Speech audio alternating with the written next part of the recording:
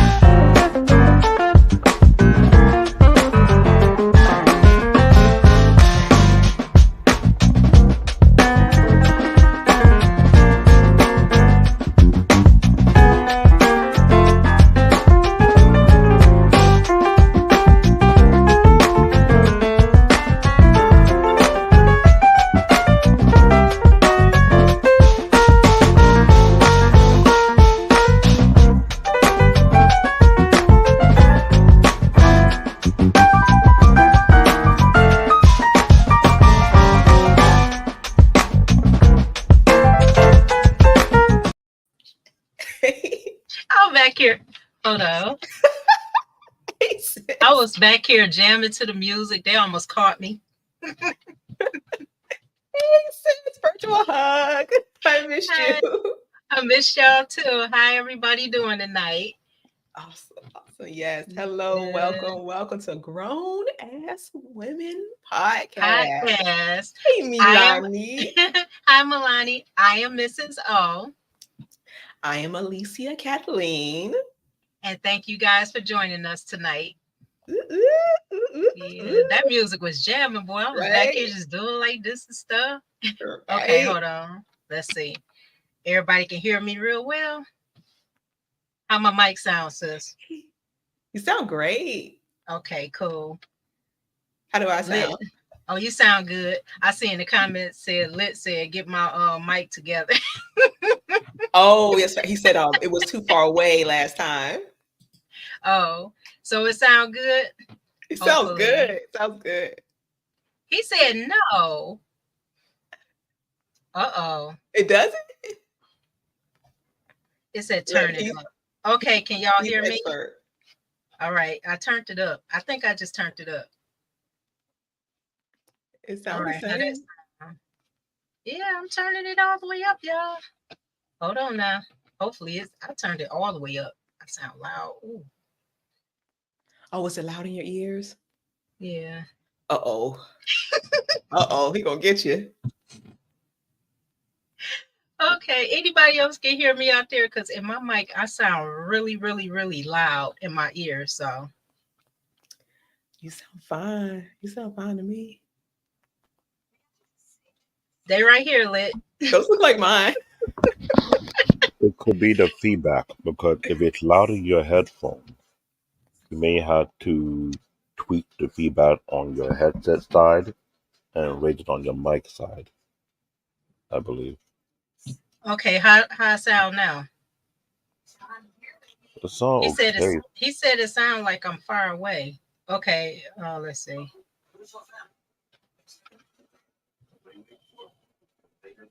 Do I sound far away to y'all? Slightly. Slightly. It's right up in my face. No, it's not like you in a hallway. I think that's what he's referring to. Like, I can't hear you. I sound like I'm far away. Hold on 1 minute. Oh, yep, I surely do. Mic's not plugged up. You guys are good. We can hear you. Levels on that. Okay, he said, BMU said he can hear us. Okay, You can hear you. all It's right. just that Lord got a good ear when he could tell the feedback of the sound. It's almost like the effective way. It's fine. He's saying your big mic is not on. My big mic is not on. The I think he means maybe it's picking Uh, up. Maybe your camera's picking up the sound. That's happened to me before. I mean, he had to try to change the setting from Okay, the hold on one headset minute. mic Okay. to the All big right, mic. let me see. All right, audio.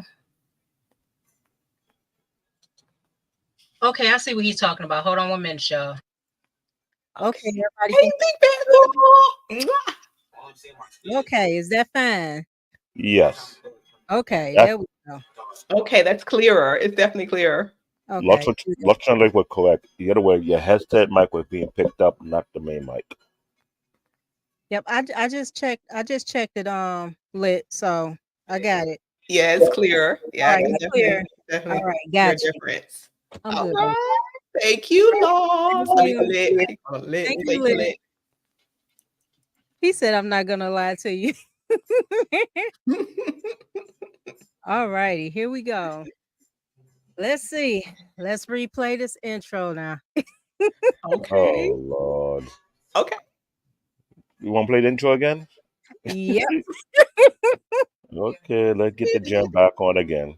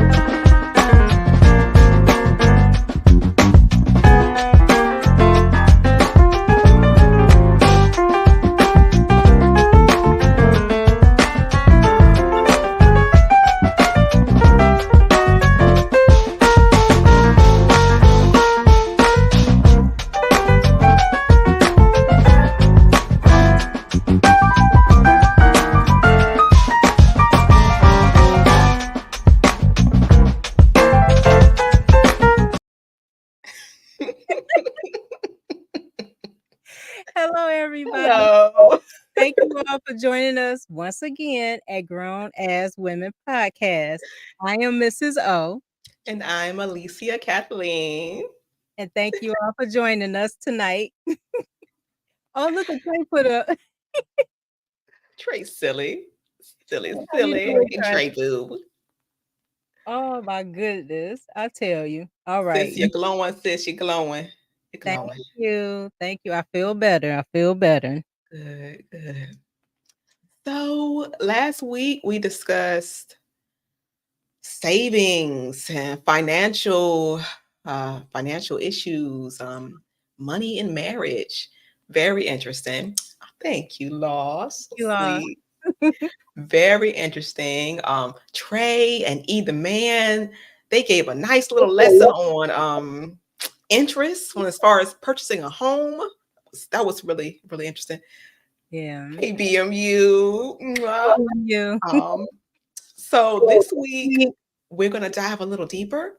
We're gonna really dig in and find some practical tips, discuss some practical tips to save towards those financial goals that we have. It's And not going to be easy. And also, it would not be successful if both parties are not involved. And we're going to Yes. talk about that as well. Yes. And it's, as you see in the title, sharing sustainable ways to save. Security equals sacrifice. That means we're going to have to sacrifice.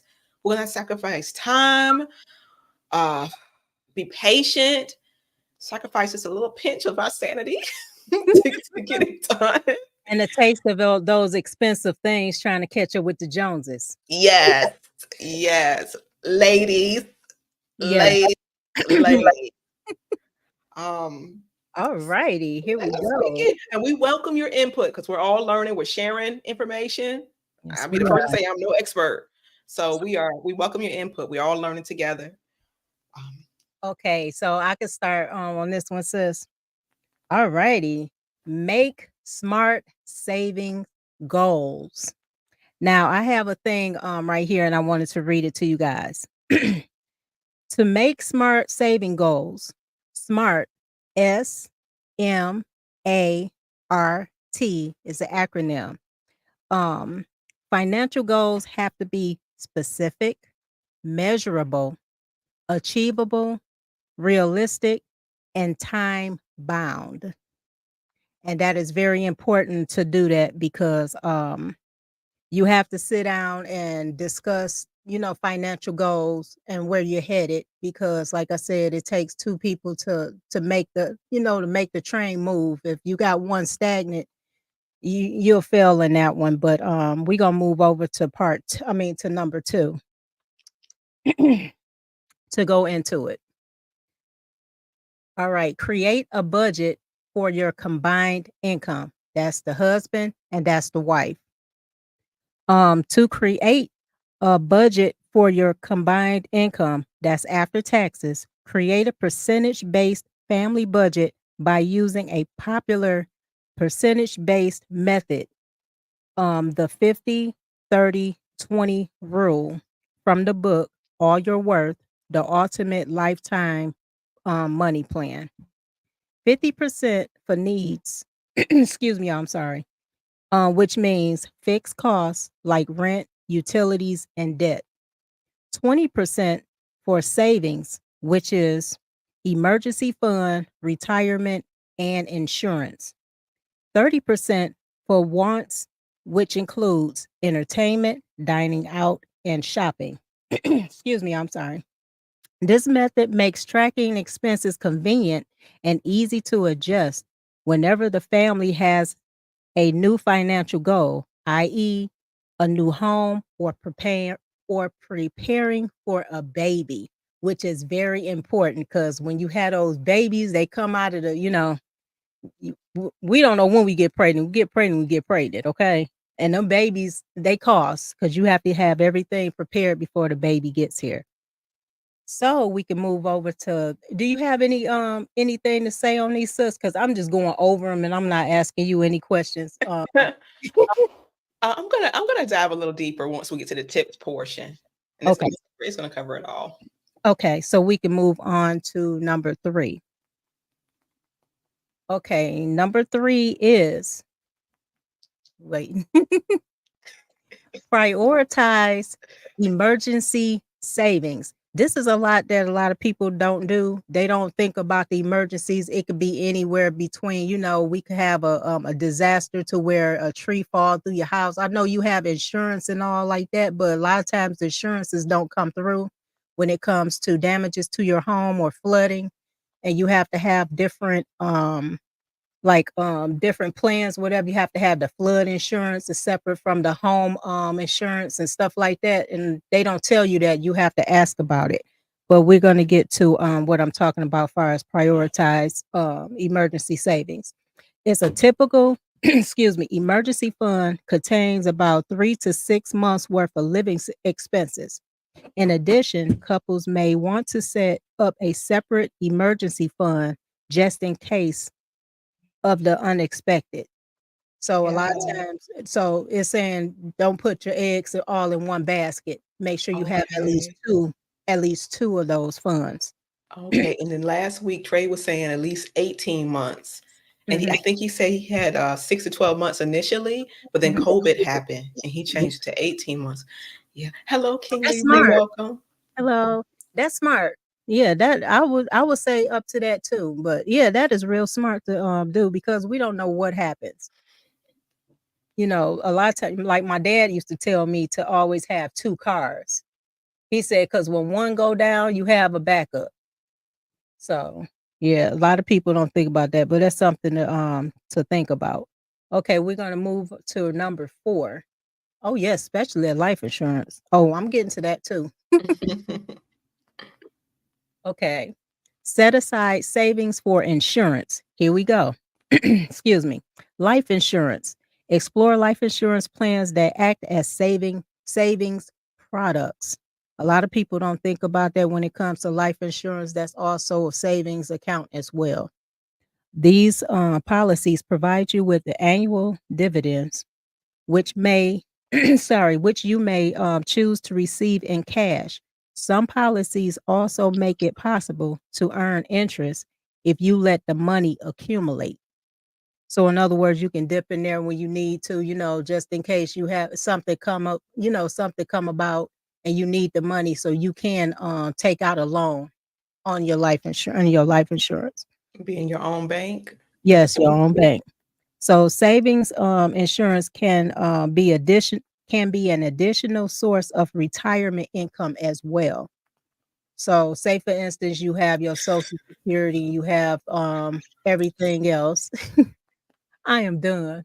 And you have everything else in play, you'll have that extra income. It don't hurt to have extra income. So you could prepare on that. So we're going to go to number 5. Now number 5 is real tricky and you really have to vet a person for number 5. Consider a joint account. Not everybody is equipped to have those joint accounts because especially if you know someone is if they're a gambler, if they're excessive shopper, yeah, and they digging into the I'm fund having flashbacks. and while you saving, they taking out. That you really have to vet a person before you even do this joint account. I'm just gonna be honest. A joint account can lead to better money conversations, but the couples need to agree on its purpose and how to maintain the account in order for it to work. Yes, we touched on this last week as well. Some folks were for the joint account, just the is that being the only account. Some were for having the joint account and having your own separate account. Right. Some want to keep it separate. But you know what? I believe to me, I would say this. To have that joint account and to have for the brothers, I would say have a separate account right along with the joint account. The joint account to me would be like it will go towards the bills, towards everyday things like far as groceries and everything else. And the brothers, the husbands, they can have a separate account, a savings account, so it can go towards the rainy day fund as we call it. And there's nothing wrong with that. And if the wife want to do it too as well, however, whatever the plan is, whatever your plan is when it comes to when you sit down and have that discussion with your husband or your wife, but I really believe that in one pot. So a lot of people don't believe in that, but like me and my husband, we have a one pot. So and it works real well. So let's see. We can go over to number 6. Have a sorry, y'all. Have a pre-conflict warm up for money talks. Now, this is where it gets tricky, and it goes in with the joint account.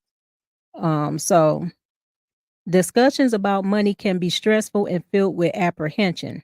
Some couples can articulate their money views well, while others find these talks challenging and avoiding them altogether. By avoiding fault finding, you should be able to productive have a productive dialogue on finances. Personal finance experts advise Maintain a frank but friendly tone to your spouse at ease. To put your spouse at ease, I'm sorry. It is also advised to have a financial counselor to mediate if the money conversations tend to cause conflicts. Because some people can't have that talk. Well, my money is my money and your money is your money. You know how, no, I'm not gonna put this money in. And we have a lot of these talks with these women now talking about some the man's supposed to provide, the man's supposed to do everything, and they supposed to hold on to their money. And guess what? That's one of the biggest conflicts right there. Your money can't be your money. You're married, you're in it together. So in other words, you supposed to have that one pot. I don't care. I don't care. A lot of people say, "Oh, no, my money is my money," but it should be a one pot thing. Yeah, or I have it, don't worry about it conversation where you don't even discuss anything. Right. Next thing you know, the money is being spent in a way that you didn't agree upon, Mhm. but you have no idea if it's just one pot. Maybe you don't have access to it necessarily. That's so bad, but that can happen. Can happen when you're not, having these conversations. Right. That is, but you know what? That's one of the main things when it comes to a fallen marriage, a failed marriage. It's about money. That's one of the things. And a lot of women, have you noticed this, sis? A lot of women say, "Oh, I left my husband because he was financially abusive." That means he wouldn't let you spend what you wanted to spend. You wanted to spend all Right. that money on those purses, those shoes, them clothes. You wanted them G wagons, whatever cars they have out there now. They just want to spend all that money, and when it comes to a husband, they think logical, and the men think far off. I'm saying men, not males. The men are think far off. They thinking about making sure they have everything together to where they want to keep the family together, so that way they don't be in no financial ruin.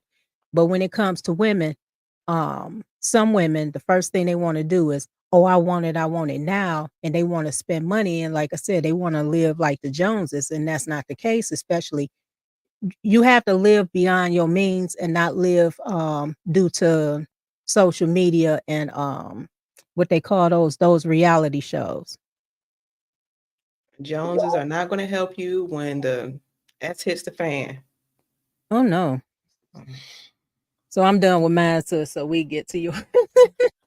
All right. All I had. All right. Wow. Mm. Materialism. Speaking for ladies, I can't really speak for the men, but speaking for the ladies, we have to let it go. We have to let it go. Sacrifice is in the title. Sacrifice your ego, your pride, whatever it is, those holes that you're trying to fill, not literally. The trauma, the trauma you're trying to feel, um, with things, maybe the purses, the vehicles, the lifestyle, partying, um, food. Really trying to fill your mouth with food. Right. Exactly, Trey. Stop trying to impress people you don't like. Fact. Why? Why? Hey, Del Monte, the Hey, two baby. aunties. Yeah, he called me Auntie June. Okay. Exactly. 18. Right. Feeling boys. Right. Um, Therapy across the board. Those who don't think they need it, I think need it the most. Need it the most. So starting with therapy. Mhm. Because often decisions we make, I'm speaking from, ladies, for the ladies, often decisions we make are based on that feeling of lack, or just being inadequate in some way, shape, or form. And that's not healthy. It's not healthy, especially if your goal is to start a family. The family comes first. So we're gonna have to sacrifice. It's going to be challenging. You're going to have to do things you never thought that you have to do. You have to get creative, and think outside of the box, and not be afraid. But you know what? Another thing too, sis, they is a lot of women so vain, they would rather take out of the house, out of savings for that. For one, I'm sorry to keep saying this, but that weave is expensive. You spending money on weave, you spending money on clothes. Hey, I'm hitting it on the nail. I'm about to do it tonight. You spending money on the weaves. You have to pay for the installs. Then on top of it, you spending anywhere between $200 to $300 for nails. What else they do? Them BBLs, they putting themselves in debt. Like I was telling my husband earlier, they have that care credit. A lot of them is taking out the credit. It's care credit is a medical it's like a medical credit card. So if you need veneers, anything like that, they take out those loans and they put themselves in debt and they have to pay on it. And guess what? When they have to pay on it, they're taking out of the family budget in order to pay for something because they're being selfish.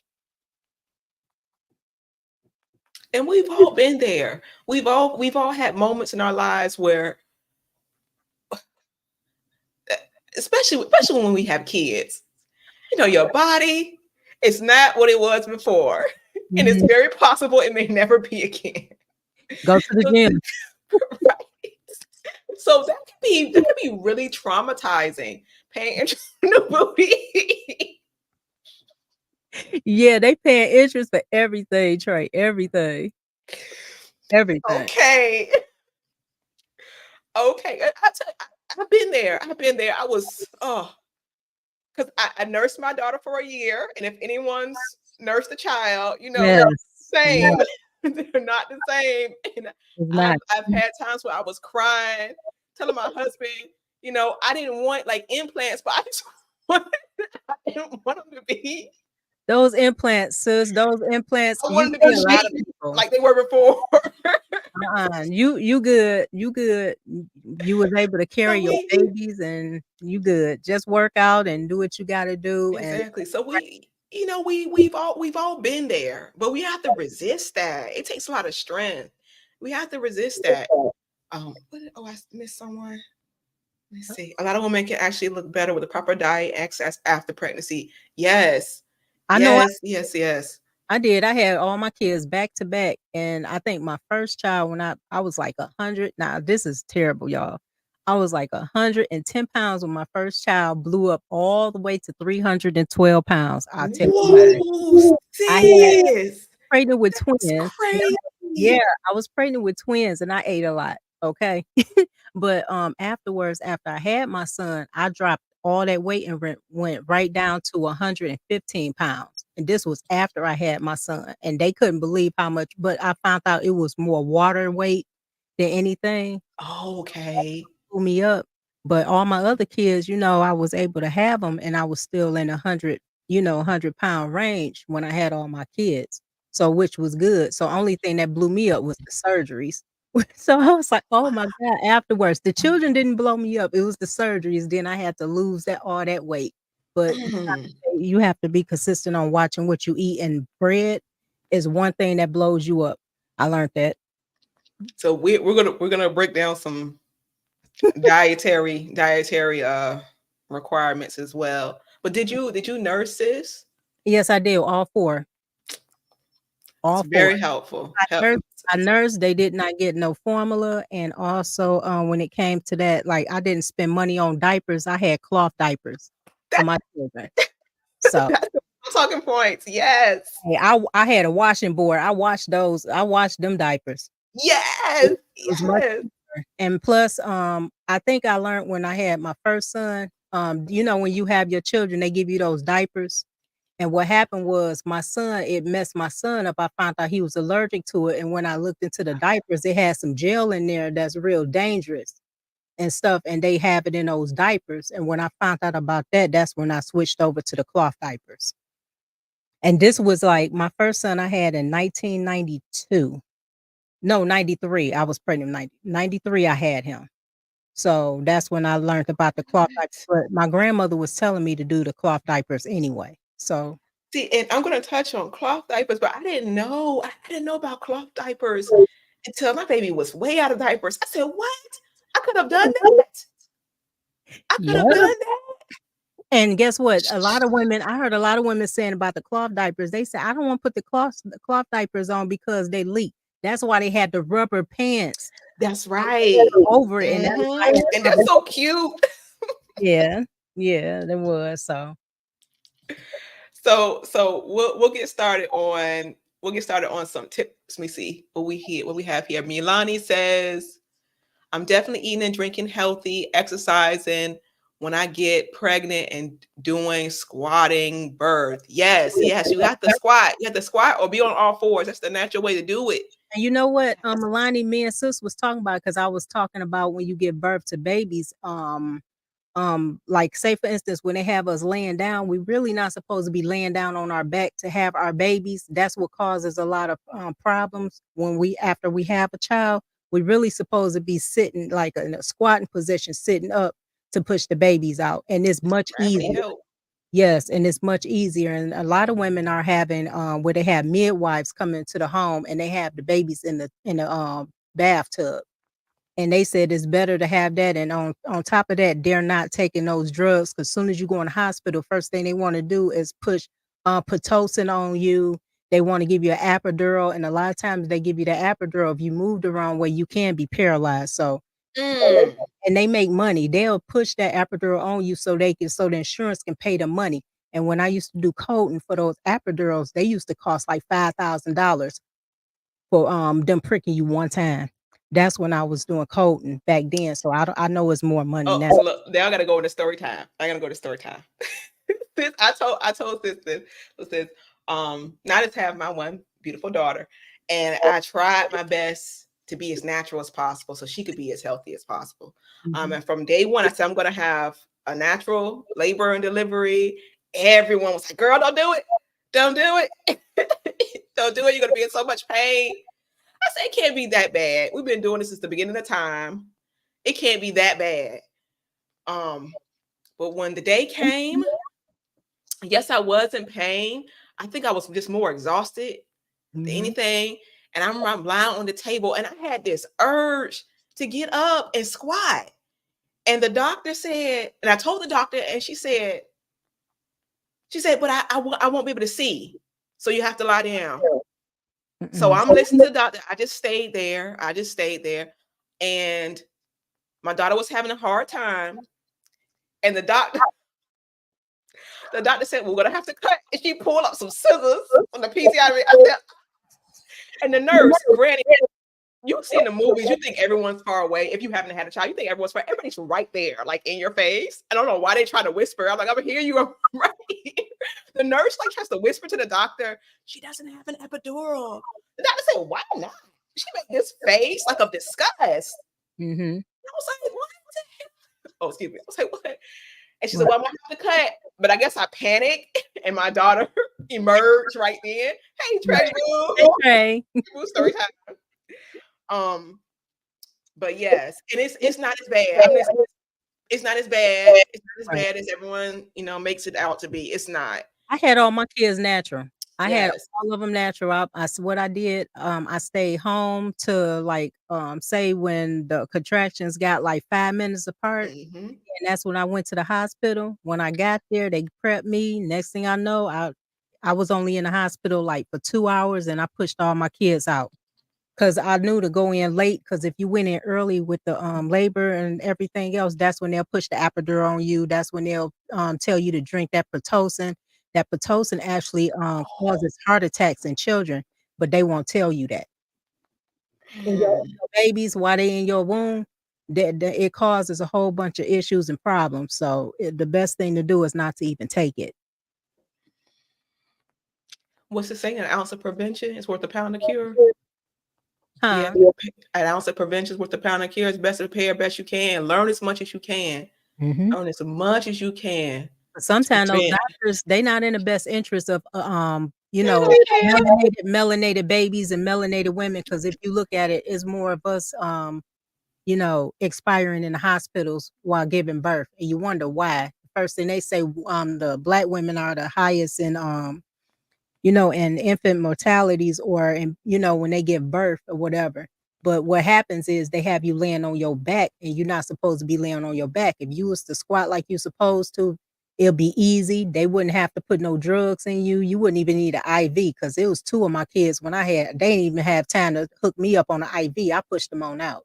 So And that's another thing I didn't learn until maybe years later. I think my husband and I were watching something and they mentioned squatting or kneeling while you burp. And I said, you see, remember I told you I wanted to squat? I was supposed to. I knew it. That's right, my intuition. right. Trey came in to join us. Oh, Welcome, Trey. Welcome, Trey. How are Good you doing, evening. Good brother? evening, ladies. How are y'all? You behaving? No. Who you curse out today, Trey? No, but I honestly, I didn't curse at anybody today. I just some carryover from last night, but that's not relevant. Still early. Yeah, it's not relevant. But no, I came to just offer my opinion when asked. That's all. I love it. I love it. So Trey, we like to ask your opinion, a man's point of view of what women waste the most on. Well, it's beauty. I mean, the beauty industry is a $1 billion industry. So if I would say waste, so here's the thing. I think for most men, we don't mind a change up. We don't mind a different look every once in a while, right? hmm I think where we struggle as men is the amount of money for the constant change ups, right? Every month or every week or whatever the case may be. Like say for instance, you're going to a wedding, there's a certain wig or weave you want to wear to the wedding because you're trying to achieve a certain look. I don't think most men are gonna have a problem with that, right? You want to go get your nails done, your toes done for that. I don't think most men don't have a problem with that. Makeup, whatever the case may be. I think it's like the random Friday nights that you're going out to the bar, happy hour with your friends, and it's like, you need a whole new outfit for that. Like, I don't know about that. I don't know about that. To go hang out, or you're going to a birthday dinner, with your friends. It's like, do you need a whole new outfit for that? I don't know. I think that's where most men get a little bit frustrated. But if I had to say where I think women with the most money, where they could save a dime or two, it's probably with their beauty products. I agree. Yes. Yep. Yep. Yep. Yep. Yep. Yeah, I agree on that one because if you look at it, they had did a study on it and they found out that us black women, black and Hispanic women, we spend the most on beauty products. They said we spend billions of dollars a year for just beauty alone. And then with the clothes, but you know what? I had to do this. But anyway, women are the biggest consumers if you look at it. I do a lot of reading. They said that we are the biggest consumers, and that's why they push. They have this agenda on pushing a lot of things towards single women because they don't have that hedge there to be like, hold on, baby, hold on a minute. We have to do A, B, C, D, and E. That's why we supposed to have that man there, that husband there, as a hedge to keep us from overspending. And if you look at it, it's a lot of women, especially single women now, they having issues and problems. They all, they was all rah-rah when it came to owning their own homes. Now they stuck in these homes because they thought they can do it on their own. And then I found out, I was telling my husband about it. A lot of those new build homes, a lot of the women went in blind, bought the house, like, oh, I got a house. And coming to find out, their mortgage went up by $1,000 a month because they didn't hear. Yeah, it's true. They did not read the fine print, or the builder didn't tell them, look, it's taxes on here upon taxes.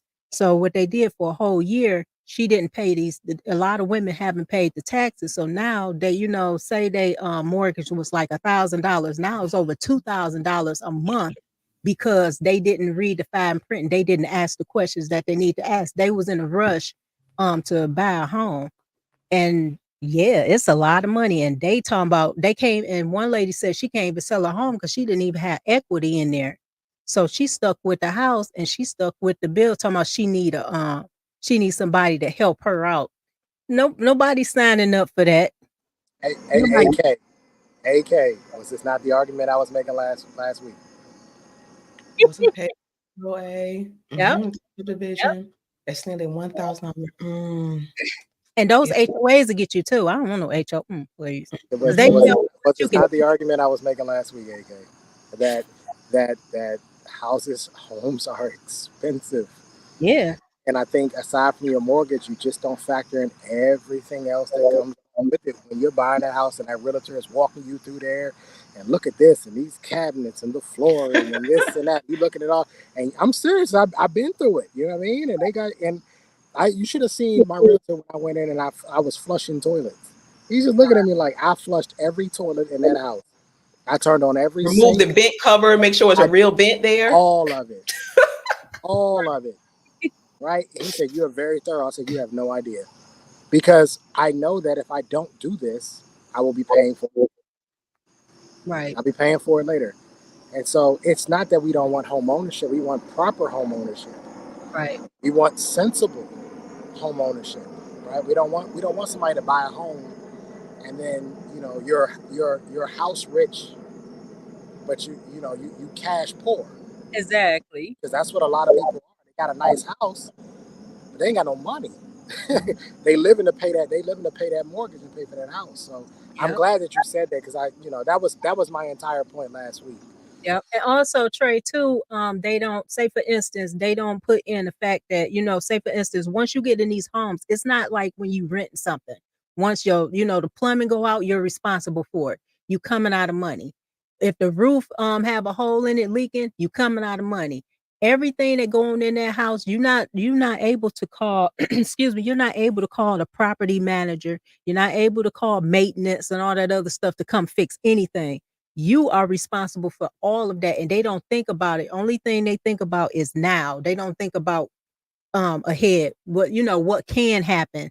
And that's why I said, when it comes to women and you're not married and you buying these homes like that, the first thing you doing, you setting yourself up, that's a trap. And they knew who to market that with, and they did that during the COVID era. Soon as they say, "Oh, the market is booming," how many people? I put this way, I guarantee y'all, it was at least 80% of women, single women, running to buy those homes. The men knew not to do it, but the women did. Yeah, we know it was a setup. But here's the thing. I mean, marketing companies, they know that if they're trying to sell something, they market to women. They know that. They know that off the rip. That's their demographic. If Easy you look at them and targets. ask them, what does your demographic start with? It's going to start with such and such age group, women. Men are a little bit more difficult to sell to because you gotta actually sell something that we need. If men don't need it, they more than likely aren't gonna buy it. They don't care for it. Men buy things. That's what I say. Like people say, oh well, men don't buy as many houses. Men don't need houses. A single man would need a house. He's comfortable in a 1 bedroom or 2 bedroom. He needs just enough space for him. Maybe he has an office, you know what I mean, or maybe he has a child, you know what I mean, something like that. But if he doesn't need a house, like I said, I could have bought a 5 bedroom home. I didn't need a 5 bedroom home, so I didn't buy one. And my realtor was trying to get. He's like, well, you want to go look? No, no, no. I got 2 kids plus me. That's 3 bedrooms. I'm good. You know what I'm saying? Like Try. They that's would good try. enough. Yeah, good try though. Yeah, you know what I mean. So that these marketing companies, they know how to work y'all. They really do. They know how to work y'all. And like Mrs. O said, the hedge in that, the block in that is the husband. The husband is the one who's going to say no, no, no, no, no. Looking at our budget, looking at our finances, we don't need that, and or we can't afford that, so we're not getting it. Exactly. But you know what, Trey? I was watching because I watch House Hunters, okay? You should see how the couples they be going out and they be looking at the homes. The husband always have a set budget. The woman want to go above the budget all the time. All the time. Okay, so say for instance, the man want a turnkey. He want a turnkey. He don't want to do A, B, C, D, and E. This woman like, oh, I don't like it. It look too cookie cutter. So she want to find a house. You got to put all this work in, and it's gonna be and 9 times out of 10, it's damn near half of the price to of the home that they have to put in for renovations as well. And they don't think about that. Or say for instance, the husband say, well, we only need a certain square footage. These women talking about they want a big old house, almost $1 million home. Too much And then work. wait a Who's minute. cleaning it? The man like, wait a minute. I said the budget was 300,000. She told some, no, I want $1 million home. And you know what got me, y'all? I was telling my husband this. Every time you see a married couple looking for a home, 9 times out of 10, the men say they cook and the women say they don't know how to cook. They don't cook. But they want an immaculate kitchen. With the island. But they don't cook. It be the husband in there cooking. Okay.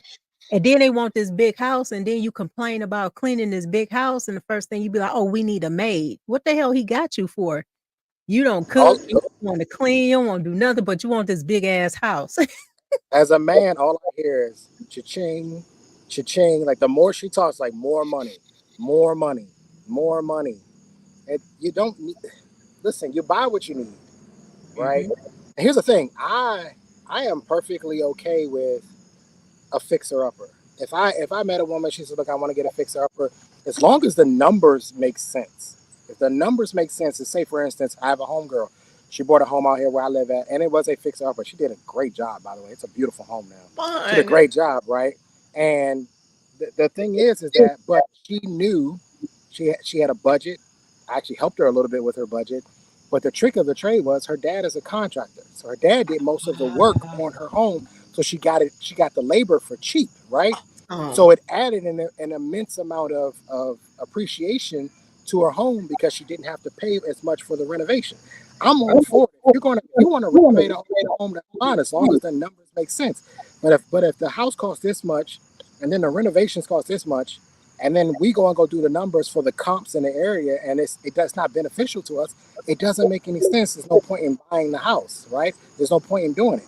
The numbers have to make sense, and I think this is where men, especially men who understand numbers, this is where we earn our pay. This is where our salt comes in, because we can crunch the numbers. Typically, most of the time, I can do it in my head. I don't even need a sheet of paper.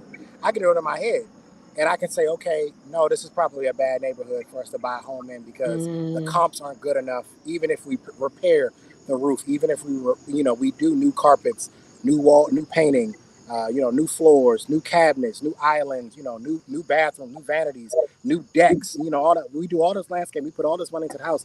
We're still not going to come out on the right side. And then vice versa.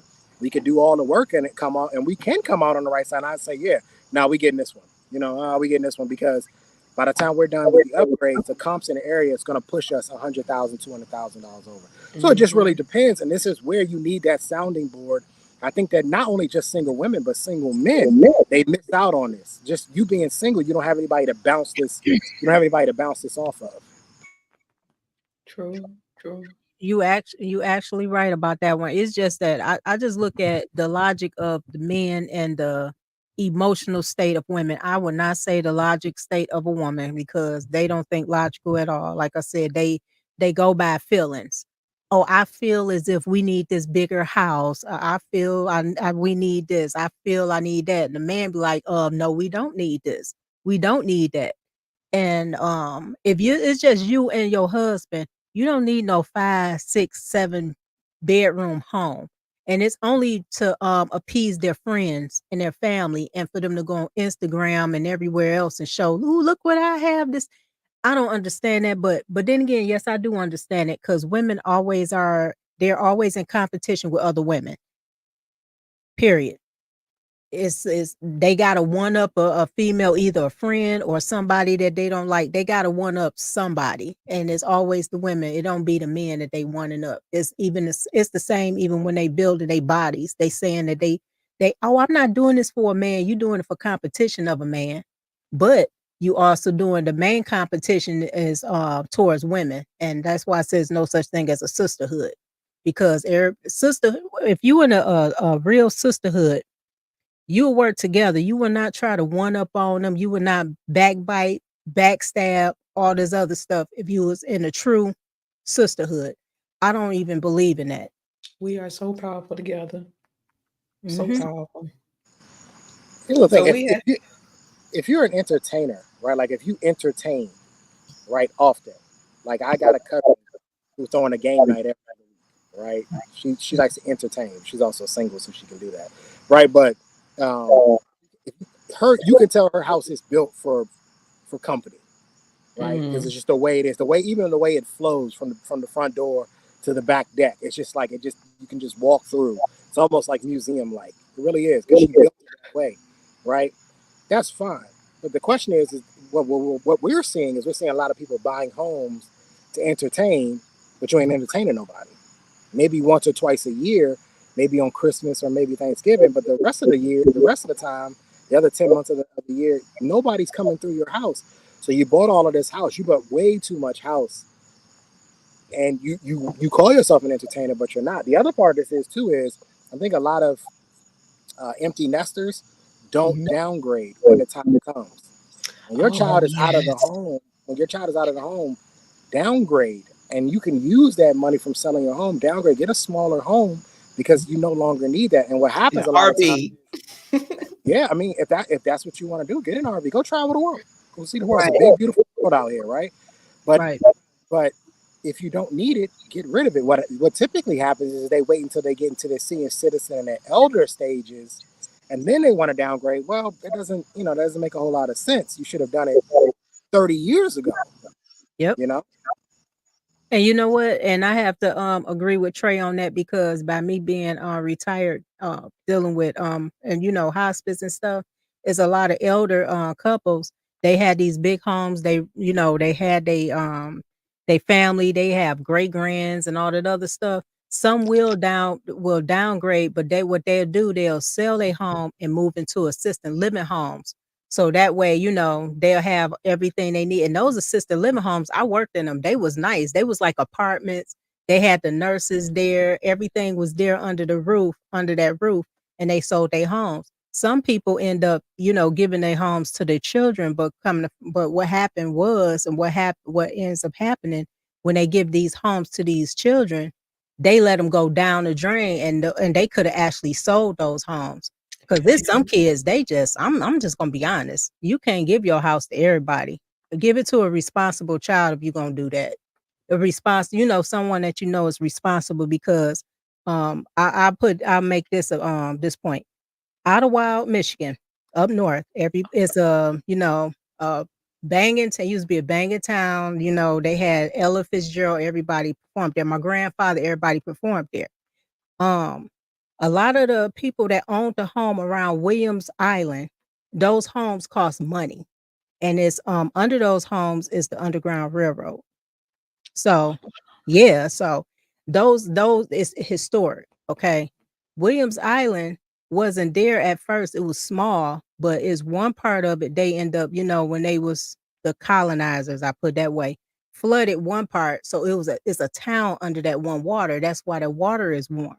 So what they're trying to do is make sure the families want to make sure it stayed in the black community, but when they passed or whatever, they didn't have no living wills. They haven't had no wills or whatever, so it can go over to the children. And some of the children don't even want it. And a lot of those homes are vacant. And the colonizers are trying to buy the homes and squat in them because the kids isn't doing what they supposed to do. That's why I've said it's important to have a will in place as well, because or you either sell it. To me, if you don't have a responsible child, just go ahead and sell your property, but if you want to make sure you keep it in the black community, sell it to a responsible black person. Mm, mm. So Trey, do you think it's more affordable to buy a piece of land and build on, or just buying a house outright? Um, I mean, there's a lot of factors that go into that. It depends on where you're actually going to buy the parcel. If the parcel being the piece of land, by the way, it's a fancy word.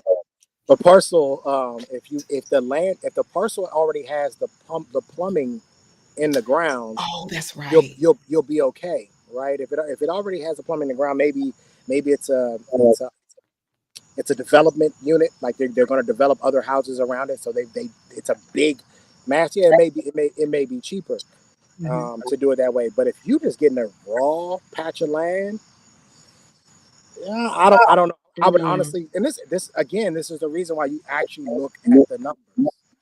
What I've learned, bought rental property in Alaska, bought rental property in New Jersey, got some rental property around the area. What I've learned is don't fall in love with anything, right? Always be ready to walk away and say, okay, this doesn't work for me. You can always double back and come back. And I've done it. Hey, let's go take a look at 123 Main Street one more time. Maybe I missed something. You know what I mean? Because you have to remember, sellers don't give a damn how many times you look at the house. They just want to sell it, right? So you can say nah and then come back and change your mind. They don't care. They still want to sell it. They can care less. So do the math. If it's cheaper for you to buy a home that's already built and maybe do some slight renovations, and the comps make more sense, then go that way. But there are times where you can get a piece of land and build a home on top of it, and that is the better way to go And in the the long comps term. So are it just depends. comparisons. They're comparisons to the local area, right? Yeah, so it's in a certain square mile radius of the homes that are comparable to your home. So it's not like you have a 2 bedroom home, but you're getting compared to 5 bedroom homes. No, you're getting compared to all the 2 bedroom homes that are in that same area. And what are those houses worth? What are those houses worth? So that's why. But there are times where building at home can probably be your better option, and you're getting a new home too. So, be careful because foundational new home takes a little while to settle into the ground, and you could have some Mm. foundational issues. Typically, the builder has to come back out and sort of kind of work with you because it has to settle into the earth. But most times, if it were up to me, if I, was super duper rich, if I had hundreds of millions of dollars, I would always build. I would, because I'm picky like that. I would want my own home the way Yeah. I want it, right? Yeah. But in this particular case, in the real world, you try to find what works for you, and that could either be building a home or renovating or just buying a new home. Just depends on what works for you, what part of the country you're in. World class. Now I'm thinking about not only the sewage, but the the access, if Right. it's locked in, electricity, um, And you also have to make sure it's not in the flooding zone. That's another and thing. who owns what is it? Who owns access? What is it? Right away? I forget the terminology. If someone else can cross your property, Oh, you talking about property line? or if they've been crossing your property, or if they have a fence on your property and it's been I guess grandfathered in. Because I they don't do know the land, terminology. what happens, they do land assessments. And a lot of times when they come out and do the land assessments, that's when you find out that, because I used to see and I heard of a lot of neighbors complaining and arguing. They even had this is my line, and they had a tape and they be putting caution tape right there on somebody's property. Yeah, you got to really watch that. That's crazy right there. Don't be coming up on my property with some caution tape talking about the property I paid for is part of your property. So that's something like Trey said, you really have to check into. You have to know everything about the property that you're paying for, because you could be buying a home and half your yard belong to your neighbor, and you won't even know that. They won't tell you that. Easements. Finding that they've Think been about that. actually. There you go. Easements. Yeah, you might buy the land and can't gain access to it. Did you see the guys, the father and son that bought a piece of land and it was just a strip in between two pieces of land? Mm. They spent like $100,000 thinking they were going to get the piece of land that came with it, but in actuality they just got this little strip that was in between two pieces of How houses. did they miss I mean, two that? homes, because they didn't do their due diligence. Yeah, you have to do your due You have, you have to diligence. go out and go physically put eyes on the home and go Walk see the it. entire property. I told you I flush toilets. You got to do it all. You have to. Mm, But it's another thing too. When people buying these homes, they're not getting the right reputable inspector to inspect these homes before they that's what I sell was it. thinking Yeah, too. because Yeah. it's one guy I watch on YouTube. He always say that ain't right. I forgot his name. Well, anyway, he was showing that some of the homes he was doing he had to do the inspection on, and they was new builds. They had crack in the foundation. You can see like the wall was just cracked down. You can see where they didn't bolt the windows. It was so much stuff going on. These was new builds.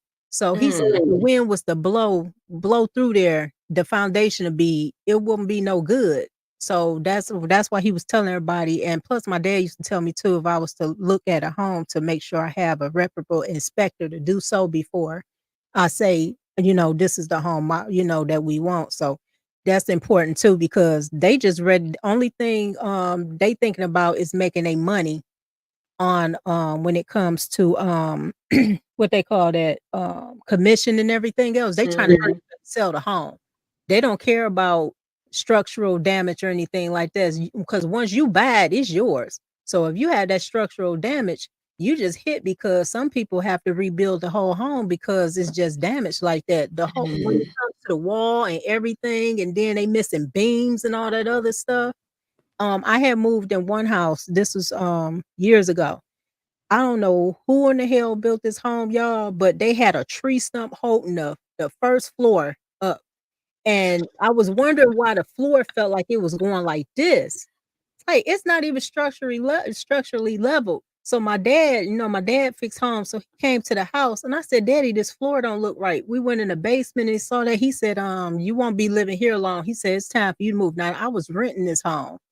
But they just build homes just to be building it.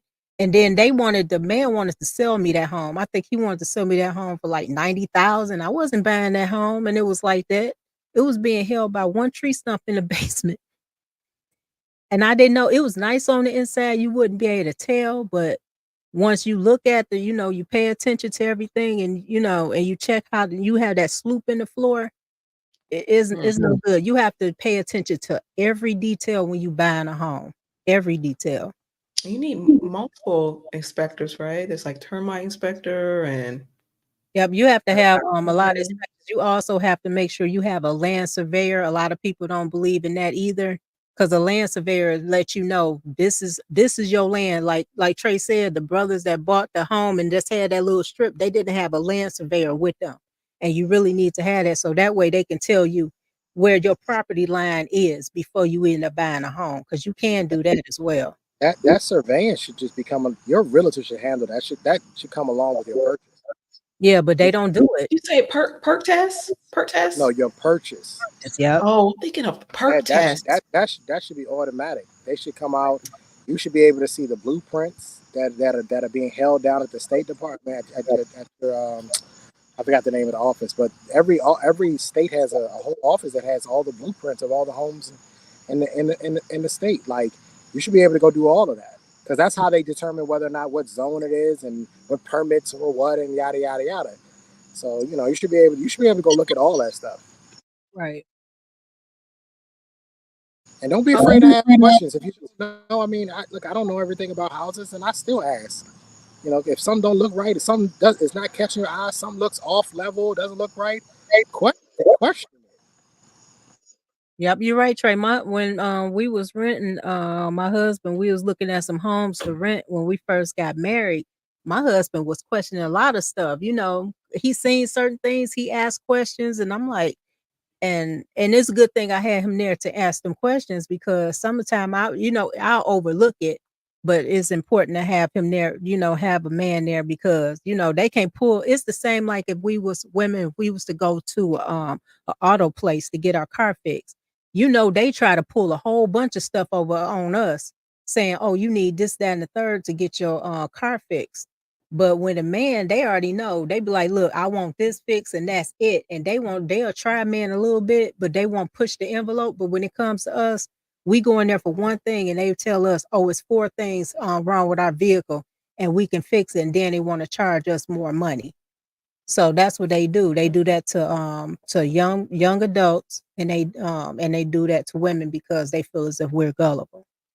In townhomes, the roofs, the attics in townhomes, they're connected. I had a friend of mine. She said when she was a girl, she could go up and cross over into the other townhome. Gosh, and she was alone. Like, you know how dangerous that could have been if someone knew that they can get stuff like that. You're just not even aware of. Yeah, you gotta pay attention to on the property that you buy. Not only the home I grew up in DC, not only was it connected, but we had a skylight.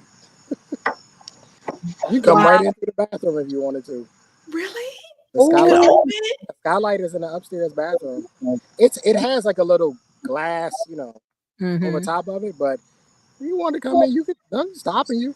Come right through the bathroom. If you wanted to scale the back of the house, come up on the roof, and come right in through the skylight. If you really wanted to. I see what wife school said. She said, that dealership tried me all the time.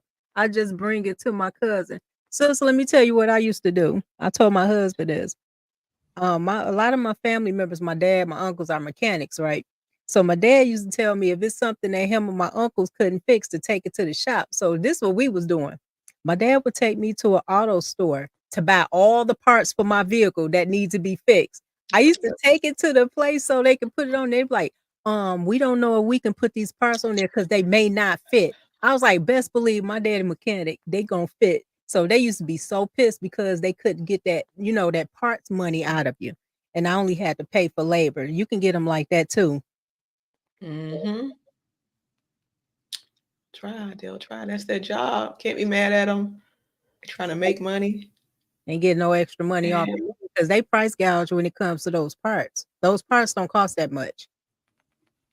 mm. All right. So we we'll discuss more tips, and you all are welcome to share on how to save. Let's see here. I'm going to touch on just household things, especially for the ladies. Mhm. Household things you can do in house. Beauty. We discussed. We spent a lot on beauty. We don't need any of that, ladies. Just take care of yourself. Exercise. Drink Not water. the fake exercise. Sweat. Sweat. Get Drink in the water. sunshine. Mm-hmm. Drink plenty of water. Limit your processed foods. Yes. And Yeah. we don't need to eat as much Intermittent fast. as we think we need to. We don't. We really don't. Cut down on what we're eating, when you're eating. Mhm. Um, Review my list. Yeah, what time you eating? Don't eat late at night because you're Yep, not that burning time. anything. You're not burning anything. It's just hold on to you. Just stacking up. You just get some layers. We got to get away from that big back era. Yes, yes. Lots of sunshine. First foods, you can grow foods, even if you don't have a bit of land. You can get the box windows, the little box set, the little box set. You can grow some things inside. Sprouting, you can sprout a lot of food, different And beans. they also have those machines too that you could put in your kitchen on your counter, and it's a hydropod. And you can Yes, also do that with for your herbs and everything too. So I was talking about that recently somewhere. yep, Yep, the hydroponic. hydroponics. Mm-hmm. Thank you, Trey. Thank you. Um, yeah, lots of different beans that you can sprout. I Mhm. think I tried, I don't know, 4 or 5 different varieties of beans. Lentils were my favorite. They're the mildest. Right. Chickpeas are really strong, Mm-hmm. but you can sprout them just with water on your countertop. Yep. Um, See here, all kinds of little things that you can grow indoors. And you can also save on the herbs too. Say for instance, either you grow the herbs or you buy them from the store, dry them out, and then you can end up jarring them up so you'll have them. So because you can always hydrate herbs. That's right, Mrs. Oh, you can, don't you? Yep. Share with us, please, and thank you. Something Okay. I like to do. Yeah, because you can can a lot of people don't know you can can meat, you can can fruit, and you can can anything actually. But you use a jar. And when you do the jar, you make sure after you always add the vinegar, you add some people add sugar in it, but I mean some vinegar in there and just can it and you just put it, make sure it's not in a whole bunch of light and you preserve it, make sure you put a the date that you had prepared it and everything, so that way you can use the stuff in rotation if it's something that you use on a daily basis. And it's the same with the herbs, just dry them on out, put them in jars, label them, and you'll find out it's much cheaper to do it yourself than to buy it in these stores, because if you look in these stores it's like $8 or $9 for a little small little thing of herbs, and you can buy them for like $2 fresh and just dehydrate them and grind them up, and it's ways you could save money like that, but a lot of people don't think about that because they think about convenience, but convenience costs. Mm-hmm. It does. It does. And the libraries are a wonderful, wonderful resource. The libraries, I Hmm. think most libraries, I know locally, the libraries will give away seeds. Yep. all different types of seeds. And Obviously, educational material. Yep. And you can get and I'm sorry, sis, and you can also go online and it's right there for you as well. A lot of people don't, just type it in, Google it. It'd be so much free information on how to how to do everything on there, but you have to look for it. Yep. You have to look for it. The educational, the entertainment. They have a lot of the recent movies and things of that nature. Lots of activities for the kids and for the family. Yeah. They have calendars. They have calendars of events, and they usually have set up where they'll organize it based on age group, like family friendly events, or if let's say they have a Spanish class or an adults only or toddlers or whatever the case may be. They have a calendar with all the different age groups. Yeah.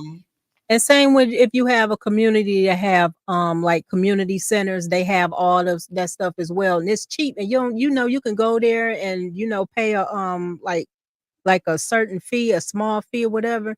It's it's family friendly. You don't have to come out a whole bunch of money. You don't have to worry about like a lot of people, I want to go to Disneyland. You spending an arm and a leg to go to Disney for what? All you're doing is walking around seeing a whole bunch of it's crazy, but they want a vacation, but you can actually vacation, take the kids to budget friendly events and stuff. And also this is what I used to do too to save money by me having 4 kids at the time. You know how when you take your kids to the show, I used to do matinees with my kids. I'm gonna be honest. I did matinees. Me too. I used to take them to the Dollar Tree to get their candy because I'm not spending no $5, $7 for a box of candy. I gave them all all they needed. All they needed was $5. $5 to get 5 things. And they had their little book bags and they went up in the theater and just chowing down. They had a good time. I'm not about to spend no $25 for some snacks a piece. That's 4 kids. That's $100 right along with the bad. I ain't gonna say bad enough. You save money doing the matinees and take them to the dollar store. Do like that. You got to improvise. You save a lot of money. Like I said, I was real frugal. I'm not about to spend all that money like that. Not me. Have them make their own snacks. Have them make their own cookies or whatever the case may be. Rice Krispie treats or whatever they make, they can take with them. Yeah, but you gotta look for those types of things. But you know what? But sis, and when I'm sorry to cut you, but when it comes to us in order to help our husbands, that's one thing to look at it. Think of money saving ways. Couponing is another thing. Sometimes it's hard to find these coupons, but couponing is another thing. If you can find some coupons to save some money, another thing, another good tip is when you go on grocery shopping, don't go to one grocery store. Every store got a sale. I'll be shopping at 5 different grocery stores trying to find a better deal. Say for instance, if I want a certain it's some yogurt called Cocoa June. I like it because it's it's a vegan yogurt. So say for instance, I'm looking at one place, it's talking about $7. I'm not about to be spending those $7 for it. So I'll be looking for the cheapest price. And I do like that. A lot of people don't think about that. They be like, oh, I need it. And you spending money. And then you look back at it like, dang, I could have saved like $3. You have to improvise and don't shop at one grocery store. At least do 5 of them and do your, just be smart about your spending. And you can buy a lot of items in bulk. Oh, I love bulk. In bulk. And make sure you're actually saving when you're buying in bulk, because there are a lot of companies that'll mark the price up and you make it seem like you're saving. And you aren't. Yeah. So do the comparison, break out that pen and pad or that calculator, whatever you have to do, get your math skills, sharpen your math skills. Make sure you it's called budgeting, y'all. It's called budgeting. You have to make sure you getting the things that you need and getting the other stuff that you putting aside, because remember I was telling you, sis, you got to stock up. Always stock up too, because you never know. Remember that COVID thing, and it messed a lot of people up. Now they talking about I watch the news, y'all. I'm sorry. I watch the news, some national news. They talking about it's a new variant and it's more deadly, and they talking about doing more shutdowns and all that other stuff. Y'all better save some stuff up. Plant some food and stuff. I'm laughing at y'all because I dated this woman one time, right? Story and, time. and because y'all talking about couponing, and I remember like how like attracted to her I was when she did this. But anyway, um, she wanted to go out. She's like, hey, she's like, I don't normally do this, but can I suggest some that we go? Well, sure, not a problem. Take a little bit of pressure off of me. Okay. So she suggested this restaurant, right? So we having a good time. We chit chat and laugh. How the bill comes, right? So of course I grabbed the bill, and she's like, hang on, hang on, hang on. She's like, I got a coupon, and I'm like, what? She's like, yeah, yeah, yeah. She's like, they came to my job and they gave everybody these coupons. She's like, that's why I suggested that we come here so we can use this coupon. And when I tell Nice. you them little hearts was in my eyes, I was just looking at her like, this might be able to work. You out here saving me money on the first date. Oh, Right. this is the first date. It was the first date. It was the first Awesome. date. It was the first date. And what I later found out is that she was one of those extreme couponers. Nice. So With the this was not. binder. She was like, when I went to her house, she showed me her garage, and in her garage, shelves of like laundry detergent, deodorant, because she was a couponer, right? And I was just looking at this woman like, But you know what? Where have you been all of my life? where Right. have you been? And you know what? Those are the type of women men need to look for. You know you gonna be saving some money because she looking like, look, I'm gonna find some ways to save. And then on top of it, you won't run out of anything because she gonna have it there. That's the same like me. I have like a compartmentalized closet. So I have, those things that like the totes. So I have like laundry and stuff like that. So I make sure we have everything up in there. Y'all should see it. It is so cute. I have all of that stuff in there. So what we do, I do inventory when we do our, when it's time for shopping, weekly shopping, or monthly shopping. So we able to do I'm able to do the inventory so we don't run out of anything. So you really have to be drifty on that. I remember how much it saved. It saved me $21.66. Oh, I Okay. forgot. I remember it. Because I'm honest with you, I've been on quite a few first dates. I've never not one time as a woman ever said, "Hang on, I got a discount code or I got a coupon for that." You know what I mean? Like with the attempt to try to save me some money. But I'll never forget that when she said it. I said, "Oh, that's why you wanted to come." And she's like, "Yeah, because they just came to my job, and I hope you don't mind." Hell no, I don't mind. Absolutely, I don't mind. Trey, I used to do it with my husband with the gift cards. I used to get the gift cards. Like, if we end up going we go out or whatever, and I have to just slip that gift card over to him. That knock off half the bill. Shoot, please, and save some money. There's nothing wrong with coupons and gift cards. I think it says to me it showed um, financial responsibility. Yep. Like I wouldn't have had to worry about this woman spending all the money because that just wasn't who I'd have to worry about her. Actually, we had more arguments about her me trying to spend money than not trying to spend money. You argued with her about. Yeah, because we would go certain places and like I'm not gonna make a hassle about $7. That's just me, right? But she would. That's a big deal. She would say, yeah, but that's $7. Like she would, you know what I mean? And that's always funny because once I got to know her, I just assumed that maybe she came from, humble beginnings. So that's why she is the way she is. No, her daddy had money. Her daddy got money.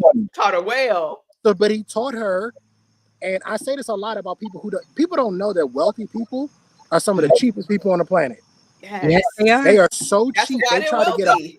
They try to get a bargain out of everything. They try to get a deal out of everything. If they can get $100 knocked off, they're gonna take the $100 off of it. Even though that $100 ain't hurting them, they still gonna try to get the cheapest deal.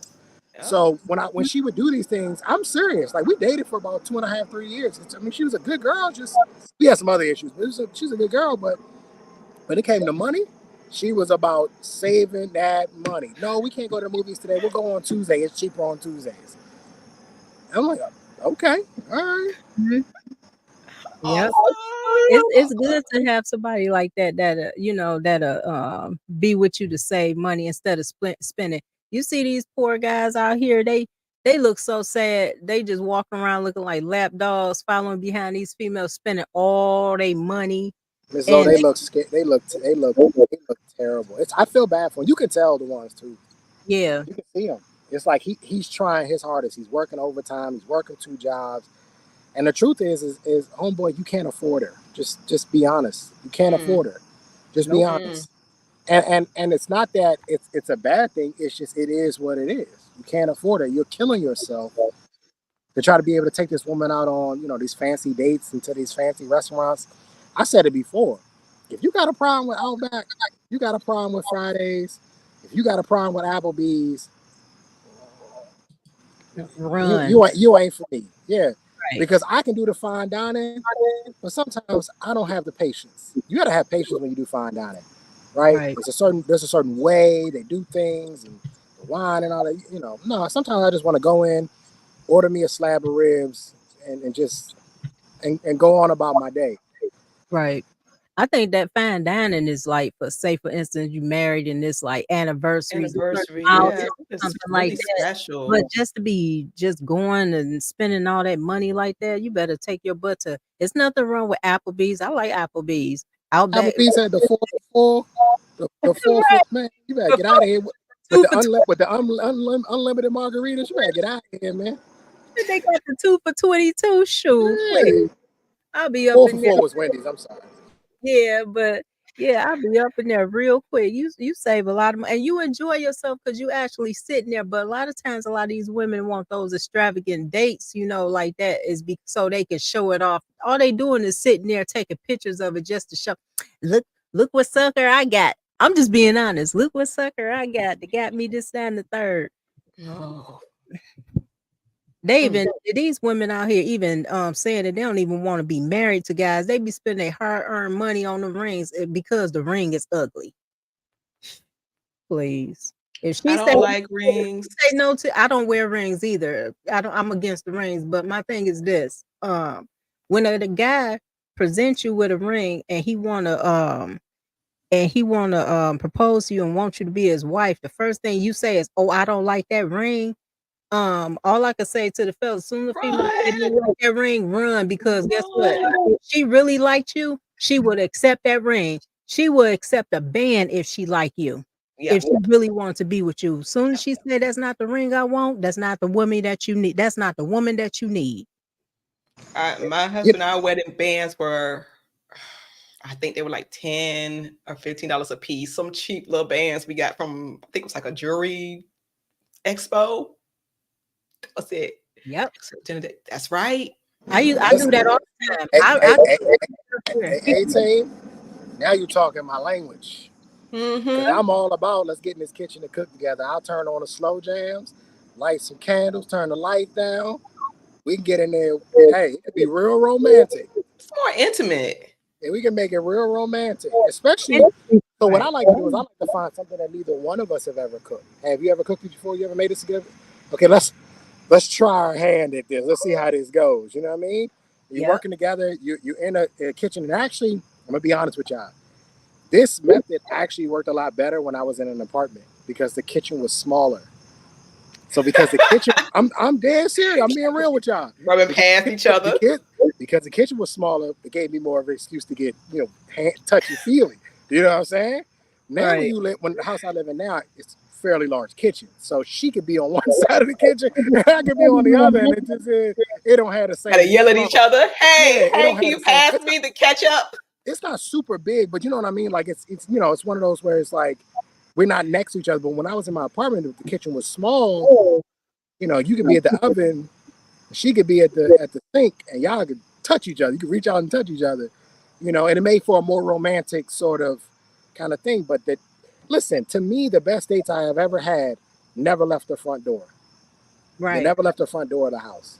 Mm-hmm. You play board games, you play games, you watch a movie, Yep. whatever the case may be. You know what I mean? Play cards. I told y'all about Kinky Uno, all that stuff, right? Like there's all types of stuff that you can do. And Right. the best part about this is, in the end, you can save money. Oh I can yeah. give you an Olive Garden dinner at home. I can You get you say, one. Better. but you know what, Trey? Better than it. I actually love to cook, Alicia. Shh, don't tell nobody. like Me me, too. like me, for instance, I like to cook. So, um, Instead of going out, like I could cook a mean steak. I'm sorry, It's the pain. I can cook a mean steak, y'all. First thing my husband come home, he call me like I'll be like, guess what I'm cooking? And I tell him what I'm cooking. He said, oh yeah, he be ready. It's like restaurant because you supposed to make sure that your husband eat. Okay. A lot of women talking about something they don't want to cook or whatever, whatnot. Make sure your husband, make sure you the one cooking Fun. the food. Make sure you're the one cooking the food because it's nothing like a husband love for their wife or their woman to cook. Don't get it twisted. If you don't know how to cook, go on YouTube. It's plenty of channels to show you how to cook everything. Get a cookbook. And to see that look of surprise, Right. Yeah, especially when you aren't the best cook. remember Kevin Samuels used to ask them, do they have a cookbook? They like, what's a cookbook? They said, what's a Okay. cookbook? One said, what's a cookbook, y'all? You know what we like the most? Let me tell you what I used to like. When you in the house, you know she in the kitchen, but you don't know what she doing, right? But you're in the house, and then you go, oh, she in there. Oh, she cooking for real. Smell Because like you can smell it. Thanksgiving. You can smell it. Smell Like, like Thanksgiving. that smell like, oh, she making that. She making her dish. Like that Mhm. feeling as a man is like, wait, because for us, I don't know about y'all, but you know, a lot of people like to do the love language thing. For me, acts of service is one of my love languages. I feel like you love me by when you cook for me. You picked up my dry cleaning. I'm like, okay, she loves me. You know what I mean? Like, all right, Taste yeah, this. Taste yeah, this. exactly. And my ex, she did that. She wasn't great with spaghetti. She's like, I can never tell if they're actually done. She always call me in there. Can you come? Can you come taste this? Make sure they done. I think she just wanted me in the kitchen, but you know what I mean? Like that to us, for a lot of men, we feel like that's a part of you taking care. Okay, she loves me. She's taking care of me. She'll make sure I eat. You know what I mean? The making of the lunches. I saw a video today. This man said he's gonna put on a 20-hour shift, and he broke down his lunchbox. This man, his wife seasoned the tomatoes, y'all. She Yeah. seasoned the tomatoes. I said, yeah, I'd have married her too. Season the tomatoes, man. He was breaking it. He was like, yo, he's like, I got the greatest wife on this planet. You can't tell me otherwise. And he was just breaking down his meals, and I was like, yeah, that to us, that's how we see the love. Yep. And you know what, Trey? And you absolutely correct because my husband say the same thing. He was like, because I think somebody asked him what was his favorite restaurant. He said, my wife's cooking. I was like, "Yes." That mean I'm good. But you know, like I was saying last time, not last week because I was there, but week before I was saying something about how my mother showed, you know, the elder women showed me how to cook at an early age. They showed me about the seasoning, how to do this, that, and the third. And then by the time I made it to like 12 years old, I was making a like dinner for a whole family. Like my parents had 4 kids and I had 13 cousins at the house. So I was always cooking. So, you know, they was always there. I was always cooking. I was always serving. And the first person that a woman learned to serve is their father. So once I used to take my dad his plate, make sure I'd be like, Dad, you need anything else? And it transpired over to my husband. So I'm the same way with my husband. I'm like, you need anything? I bring him his plate, give him something to drink. Before I sit down, I ask him, do you need anything else? I always do that. And the main thing that men like, and from what I learned from growing up, watching my grandfather, watching my great uncles on down to my husband, your acts of service is the number one thing that a man need and want, and they will appreciate it if you put it out there. If you call yourself being selfish, like, oh, he's supposed to do it for me, it's all about me, me, me, me, me, it'll never last. Making sure that plate, the presentation is nice.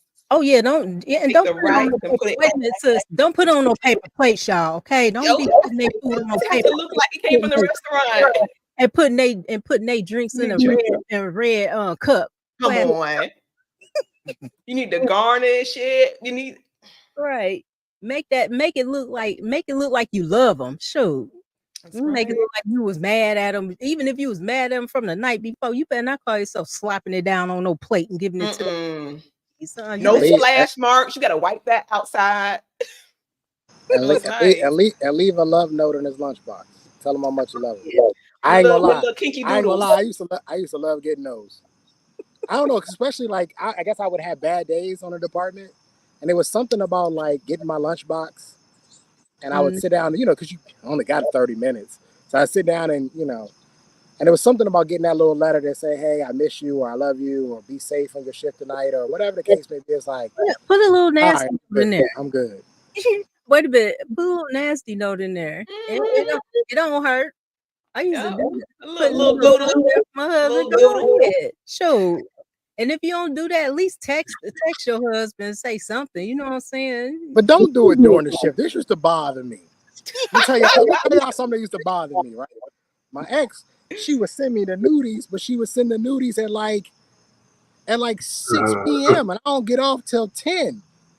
So I'd be like, babe, I was like, listen, I love the pictures. Don't get me wrong. I am not telling you not to send the pictures, but I can't do nothing about it.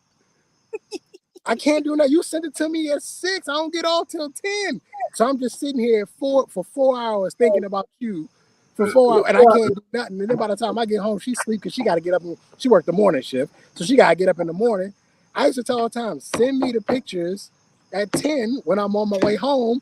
That way I'm racing home to get to you. You know what I'm saying? So I'm still fresh. I'm ready. It done worn off by 10. Yep. Welcome, Arpay. Welcome. How are you doing? Hey, fine. How you guys? Can you hear me? Yes, Yeah, we sir. can. Loud and Hey, clear. listen, when you ladies up there, even though Trey's here, I still gonna be in the cloud. Listen, what both of you guys said, Trey talked about what the ladies do is service, and Mrs. O, what you did for service for your husband. That's a lot of people don't understand. That's chemical. There's a hormone that men have to that produces in men based on the service of the woman that they love. It's not the sex. It's what you do afterwards that matters. Because if a man keeps coming back after post nut clarity, because he first of all, that's the first thing for a woman. This guy's coming back, so I didn't give it up for nothing. He likes me, and everything you do after that, you could build up his vasopressin for you. And it takes service to do that. A lot of women miss that shit. They really do. As far as the ring, man, the ring I gave my wife was like right out of the pretty much a crack ring. I'm almost embarrassed to say it. They started to rust. Before I got the proposal out, she said yes, because it wasn't about the ring. Yep. You know what I'm saying? So those kind of things are real. Once you find somebody who doesn't care about the trappings of love, vows, and a marriage, then you know you got something. So I mean, so I just wanted to come up and say everything you guys are saying is so true. And a lot of women miss it, but it's not really. I don't want to say it's not their fault, but nobody's being told that it's the stuff that you can't see that really matters. Right. When my wife learned, she knew how to cook because her mother cooked a lot. But her mother used to cook breakfast for her father every morning and stuff. So my wife said she was going to cook breakfast for me every morning, which I didn't really require. Maybe that lasted for like 2 weeks. That shit was over because we were both working. But I like to cook. Right. I do. So I like to make my space in the kitchen and stuff like that. So anyway, it wasn't my basic requirement. But when the kids were born, they always had food. My wife till this day, after 37 years of marriage, she brings me my plate. I have to tell her, no matter where I'm at, if I'm in the office, I'm doing these crazy ass panels, she brings the food up because I'm upstairs and all that. And I said, listen, don't bring it up. I'm coming down. I want to sit at the table with you, So I'm going to come down and get it. But even then, she has a plate done. And it's not because I asked her to, because I don't really require that. She just does it. It's just like, and I said this once before, and this is where I'm going to land it. And I don't know if this is right or not, but the thing that makes me the most excited about my wife for all eternity, she does everything she wants. She does for me because she wants to. Because she wants to. I don't have this long laundry list. She just wants to do it. And I think it makes all the difference in the world. So anything, and so for that, and for some of the other things she's done for me, I don't have any boundaries. I mean, my wife is free under my cover. free. So anyway, that's my little. That's enough. Thank you, That's Frank. enough. That's what that is. Okay, so you guys are on the right track. Thank you. You know, It's a it's the a rent. pleasure. I mean, it should be. Yeah. It's Mm.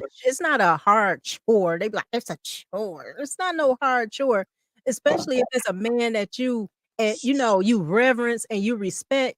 That all, like I said, once you have that reverence and respect, everything will fall in line. It's like my husband don't have to say, oh, you know, why I don't have lunch for work and all this other stuff. He get up early in the morning. Guess what? I'm up early in the morning.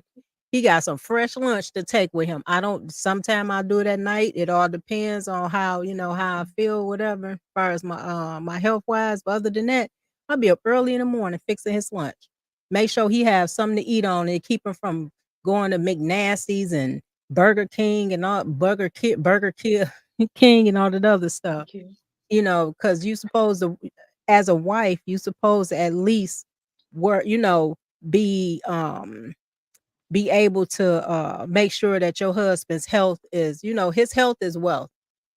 So Mhm. make sure he eat the right foods and don't be giving, letting him go out there and eating that junk or whatever, whatnot, and he be sick.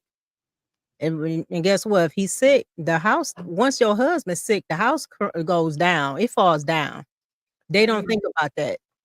It starts with your husband. Anything go wrong with your husband, the house will fall down. You're supposed to make sure you keep him up there, keep him where he needs to be, emotionally, spiritually, and especially when it comes to his nutrition. You need to be on that. And a lot So of people don't think Whether he about likes it or not. that Yep. that that also lends to the money. I mean, if he can't go Oh, to yeah. work, he can't make money, and so his And health you have is medical important. You have to keep bills. yeah, medical bills, Right. insurance, deductibles that have to get paid all of a sudden. So keeping him healthy actually is it, It's the excuse me, best way to save. it's actually saving you money. Oh, yeah. Save a lot of money that way. Cause look how much them damn restaurants cost when you going out there. I heard you go to McDonald's, you spending $20 for one meal. Mm. I'm like, "Woo, wait." Yeah, And if you're eating then out in 2,000 today's in the hospital. if you're eating out in today's economy, you're a fool. I don't know how y'all do it. How you do it? I don't. My daughter Mm-mm. asked me to eat out the other day, and I laughed at her. I said, "We're gonna make these chicken nuggets at home. That's what we're gonna do." Mm-hmm. I said, "You ain't gonna know the difference. Daddy got an air fryer, and I am wicked with the air fryer. You ain't gonna know the difference." You And sound she like sat and she sat right at that table and ate them chicken nuggets and them waffle fries like she got it from Chick-fil-A Yep, and loved it. and loved every minute of it. I said, all Mm-hmm. right, it just doesn't make sense. Everything's overpriced at this point, and it doesn't the price doesn't equal the quality of the food. right. It's overpriced and doesn't make sense. I would much rather do it at home. And I get Mhm. it. Nobody's cooking a 5-course meal every night. I understand that. I get that. But Right. But going you out to eat main now can thing, set you back. right? And you have your main things. Cause say for instance, like we had a family of 7. Me and my husband had a family of 7. I made sure that I cooked. We had everything. They had their vegetables, they had their grain, they had their meat, they had everything that they need. And I made sure dessert was made, especially for the kids. They got to have a little sweet tooth. You have all that, and when you look at it, when you spent the money in the grocery store, whatever, and you made that stuff, say for instance, you only spent $30 to get all that food. And that's it. And the kids just eat and they just have a good time. My kids used to be like, we want McDonald's. I used to, you know what? My kids tell me to this day, Mama, you was mean. I'm like, what you mean? Every time we said we want McDonald's, you be like, it's food at home. That's exactly how I did it. It's food at home. And I make burgers. Hey, so much of hey, it can be cooked Lou in is right. bulk. You can cook it in bulk and freeze it. So Yeah, much. yeah. Lou. Lou is so right. I am that dad. I am that dad. He's so Nice. right. That's why I'm laughing because I will. I will absolutely change the name and say this is the big tray and serve it to him. And let me tell you another trick that I learned: getting the kids involved in the cooking. Right. Yes. Getting the kids Yes. involved. Once I learned that trick and Mhm. said, "Hey, well, Daddy, can we go because they make really good milkshakes?" I said, "You want some brownies? Well, yeah. So you want? Come on, let's go in the kitchen and go make some brownies. Yep. She done forgot all about the milkshake. It's gone. She ain't thinking nothing of it, right? And it was Right. the same thing with my son. But Dad, you think we could go to Five Guys? I'm a Five Guys, you a burger right out here on the balcony. Watch this. How Right? you And they want it? love it. How you want it? And then I said, you know what? You need to learn how to grill anyway. Come on, come here. Come here, let me show you some things. Let me show you, when the meat reaches this temperature, it's done, yada, yada, yada. And got him involved so much now that when we have family gatherings, he out there with me, helping me flip the burgers now that he's old enough Yes. to do it. So that's one of the tricks I'll say to people who have kids. If you got kids, get them involved. Let them chop the onions or something. I mean, obviously they're responsible. You know what I mean? But let them chop the fruits and the vegetables.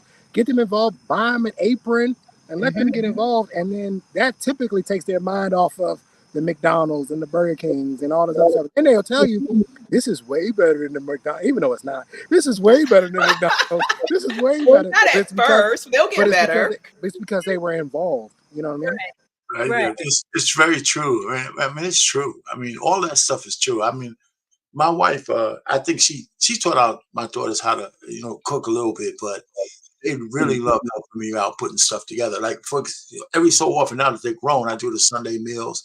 You can go on my channel. I got a couple of cooking videos on my channel. Oh, okay. It's called Dinner with My Loved Ones, and you can find out. I have a lot of those. But I'm just Sunday I'm gonna do dinner. I always try to. I got this like cutting board, and I don't take. It's all stills. I'm not trying to be. I'm not like P Diddy. I don't have to be in a video. So I just make stills. You know what I'm saying? Here's one step, two step, three step. I talk about the ingredients. I like doing that though. And so when they come over, we sit down. Now that they're grown, the conversation is completely different. So I get them around the table and I find out where they at, in their lives and stuff like that. So it's fun. Me, the wife, the kids, and stuff like that. I mean, they're not kids anymore; they're grown ladies. But Right. it's something that's a tradition I have. But just based on the, cooking. My wife does the most of it, but I like to do it. And it's funny. I said this before. That's the way I used to get lucky back in the old college days. It was a steak. It was a steak and all that other shit. It was like chicken gizzards with like some roux and some goddamn onions and all that kind of shit. It was over. I love chicken gizzards. Listen, let me tell you. To this day, I can make chicken gizzards taste like steak. I swear to God. And so that's the bottom. I don't do it, but I can. But you can have a competition. I had fried chicken. I had all that. Listen, let me tell you. Hey, young guys, if you're out there, you make your fried chicken for some honey. Forget about it. They're coming over your chick. I mean, when I came, I had some backgammon, a little wine, and some food. The brother was undefeated. I was undefeated. I'm just telling you, learning how to cook, guys, is a necessity because if you don't get married, you're gonna have to do it for yourself anyway. Listen, cooking is the easiest way to get them panties around the ankles at the end of the night. I'm trying to tell you what I know. You could take her to the finest restaurant. It will not guarantee that you're going to have a good night. But there is something about a woman seeing a man in the kitchen and smelling those, you working them senses because she can see it, she can hear it, she can feel it, and she's going to taste it. You can smell it. Yeah, it's you working all her senses at the same time. And then you bring her in there and you say, come here, come taste this sauce for me real quick. But you don't put the sauce all the way in her mouth. You just put it like right there on the lip. You know what I mean? You fellas out there, that's $100 of cash app to both me and Trey. Absolutely. Right? Yeah. Tell her, right, Mr. Payne. $200, man. But no, I was going to say this. I think one of the coolest things that I've seen is when my mother, when my mother tells my sister to go harvest. I'm not my sister, my daughter, to go harvest, or my son, to go out back and go get her a tomato or go get her some basil. So my daughter has learned how to garden from my mother and has learned how to, to go harvest and go get this, go get that. This is something that she's passed. She skipped that. She didn't teach me this stuff, but she did teach my daughter how to do these things. And so my daughter is always saying, Dad, we got to get a garden. We got to get a garden. And she's getting that from her grandmother now, which I think is really, really cool. Ladies and gentlemen, we have a returning guest with me in a while, and his name is Sir Hell Speak. Welcome, brother. How are you? Hey, I'm doing good. How are you? What's going on? Good to see you. The Miss O Show, Hunting Williams. Trey, what's going on, man? Good to see you. Alicia. Alicia, yep, good to see you. And shout out to Black David. Good to see you, brother. Yeah, good to see you too, my brother. How you been? Man, doing good, doing good. Yes, I'm just tuning in, so I didn't catch much of it, but I heard my brother Trey talking about he be in the kitchen, with scented oil, Dropping the panties. Making organic food from scratch.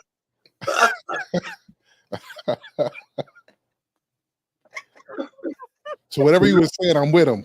Yes, I Ways agree. to save. No, so Hill, We were talking about saving you throw money. around in the kitchen. Yeah, we're talking about saving money on dates. And I was saying that one of the ways to save money on dates is to cook at home, and you can make it extremely romantic. At your house with the candles and the music. You can set the mood, or as my man Snoop Dogg said, baby boy, I'm trying to set the mode. You know what I mean? You try. I'm just saying that the best dates I've had didn't cost me $350, $400 at a restaurant. The best dates I had never left the front door. Is all I was saying. Man, that's a good look. You take about $75, go get 2 porterhouse steaks, right? Go get you what are the asparagus, some lemons and some butter, some Himalayan salt. Go get you some Stella Rosa. Man, listen, you had a good time. And it's the atmosphere and the ambience, $75. And if you want to tip yourself, tip yourself. It's in your pocket. There you go. I think what you said is facts. And if you think about it, when you take time and you cook, man, I don't know what it does. It's peaceful. It's calming. Like you feel good for what you're doing. And then if you cook good, the reaction that the person has from you taking time to do that, I mean, you can't manufacture that. No. Now, listen, I'm saying this because I like to cook and I've just gotten into it. So I've been cooking most of my food and it's a beautiful thing. So Trey, again, I said that jokingly, but I agree with what you said. No, look, I never did. I mean, we're gonna do some scented oils now. I'm gonna have to step my game up. I'm gonna have to step my game up, get some scented oils. I did scented candles. We got to get some scented oils. But I was also saying, it can be really intimate because you can bring her in the kitchen with you, and she can be your sous chef. Hey, can you chop that up for me? Can you, and now you guys in the kitchen, you're talking, you're flirting, you're doing all types of stuff. And I'm sure that even you married couples, y'all still do that to this day. But when you're starting off and you're single like me, this is a nice way to see if you guys can actually work together. You know what I mean? Can you be a team? Oh, see, I got a question. Okay, I got a question for everybody. Now I'm gonna test you. I'm gonna see if you really know what you're doing. Trey. Okay, say you making seafood. What music you playing in the background? What genre? R&B. Okay, yeah. R&B. Okay, good. A little Johnny Gill, maybe some Kenny Lattimore. My, You know what I'm saying? Yeah. No, it's you gotta set that mood. But for me, it's from the moment she walk in. As soon as that door swing open, she gonna smell it, hear it, see it. All her senses gonna be flowing. The moment she walk in, she should walk around and go, "What in the world did I just step into?" It's romantic. Get comfortable. So it's so funny you mentioned that because since I'm an old time, I had some change on when Luther was in change back in the day. Luther worked too. Oh yeah, yes. Ooh, Luther worked too. I mean, some of you young people check out Change when Luther was in the band. And he was bad. I like change. I got that. You know what I showed my husband because I know a lot about music. Okay. Like I said, I come from a Motown background. My grandfather and Smokey Robinson is my great uncle too. So, but my thing is this. One time I was listening to Change, and it was that one song that they used to play on the radio all the time. My husband said I used to hear that all the time. I said that's the group called Change, and that's where Luther Vandross came from. It's a lot of these singers that's, the male singers and the female singers, they actually came from groups, but you really have to go back to the roots to see where they came from in order to know. I know of every group everybody came from, and my husband just be amazed by it. There you go. All right, ladies, I'm a peace out. Y'all in good hands. I got Mr. Payne and Sir Hale. Thank you, Trey. So y'all in good hands. I will just say this. What I've learned from wealthy men, regardless of color, is that the more money you are able to keep, the richer you are. That's what I've learned. It's not about how much money you make. So they've always told us about how much money you can keep. So with your taxes, how you spend your money, the best deals you can get, things of that nature. So when you're out here in the world, everybody's not rich, and I get that. But if you can save $1, save $1. And if you can get it for cheaper, get it for cheaper if you possibly can. And if you don't need it, don't buy it. And don't worry about impressing people that you really don't like in the end of the day anyway, right? I have never looked at somebody and said, I don't like you because of your clothes. That's ridiculous, right? We judge people based on character, morals, and values, right? But not based on, they got a button-up shirt on or not. Right? That's ridiculous. So stop worrying about, what you look like and those types of things, and stop spending money that's unnecessarily. It doesn't help your lifestyle. It doesn't help your family. Exactly. Thank you, Trey. Oh, Trey. We'll see you later. Behave. Me and Trey haven't done a show in I'll 13 try. years. Trey, you about to leave? We did a show in 25 years. I know, but I got an 8:00 tea time in the morning. So It was good seeing you, bro. I gotta go get some rest because I don't want to be on the tee looking like this. So I'm gonna go play some golf because it's supposed to rain all weekend. So I'm gonna go play some golf. But no, Sir Hell, look, it's good to see you. We're typically, not necessarily always at odds, but we have differing opinions most times. Man, we always at odds. Yeah. It's out of respect, though. It's out of respect, though. But I think on this topic, now that you said, I disagree with everything you said. I take everything I said back. That sounded about right. Ladies, y'all have a good night. Good show. Bye, Trey. See you later. Thank you. Bye-bye. All right, Trey, man. Later. So, Sir Hale, are you married, sir? I celebrated 17 years of marriage June 21st. Awesome. Congrats. Yeah, married 17 years, together 20. Oh, that is so you know all about the finances in marriage. What are some tips or tricks that you could share that would help others save or manage their money better? What advice would you give? So first one, there were no tricks. Money is the one thing that there were no tricks involved. So you have to have the right mindset when it comes to money. So one of the untalked about things is people's emotions.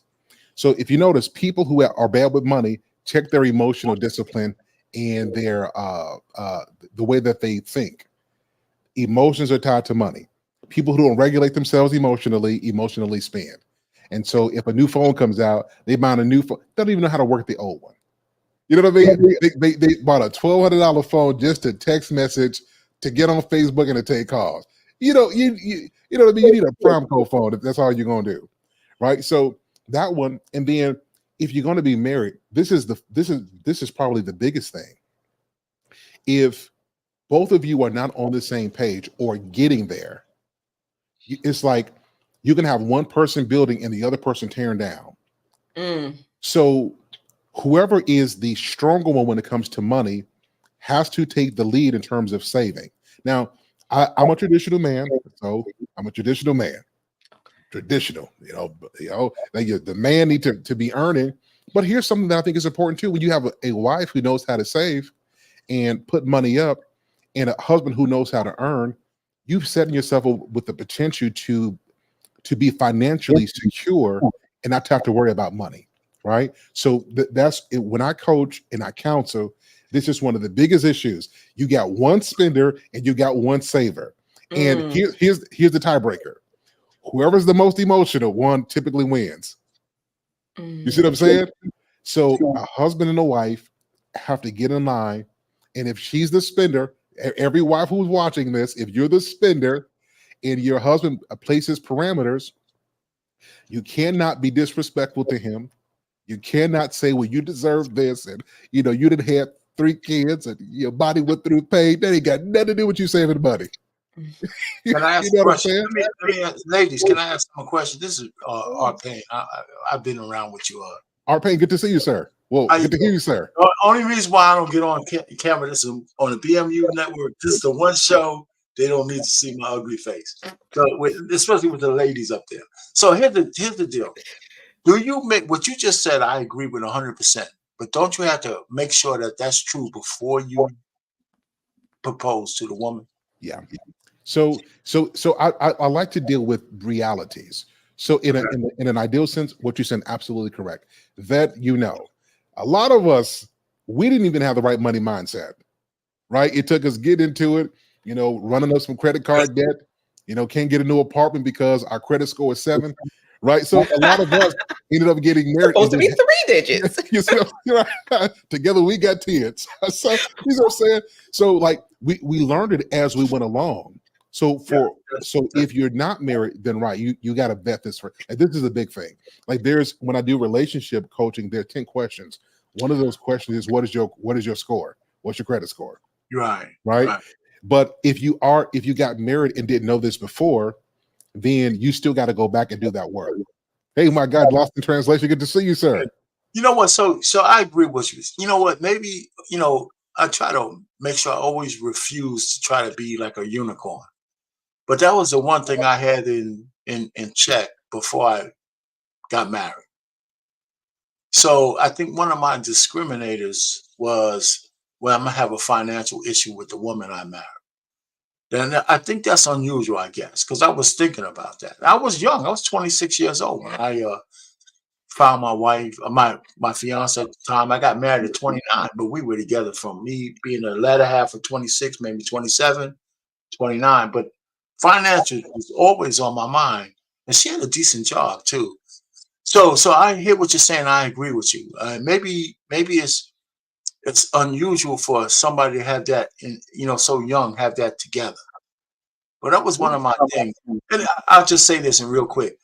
It's funny. I ran into this Japanese guy when I was in Red River Army Depot when I was going to a program, and this guy was on his square, man. He was like maybe first generation Japanese guy, and we struck up a friendship. But this guy was into investments at an early age. If it wasn't for him, I probably would have languished in my whole life. He didn't have no trouble calling me an idiot with my money. You know what I'm saying? He said, you should be doing this, you should be doing that, you should be doing that. I said, man, what are you talking about? But so I credit him. I credit him with a lot of stuff that I learned. But I was still, kind of, not old, but if it wasn't for him, maybe I would have missed that. Because I didn't get it from the community. But anyway, I hear what you're saying, because I agree with you. I'm just saying, if a man out there wants to get married, you got to have some of those things you need to vet before you open the gate to let somebody in. Because it ain't that easy to transition.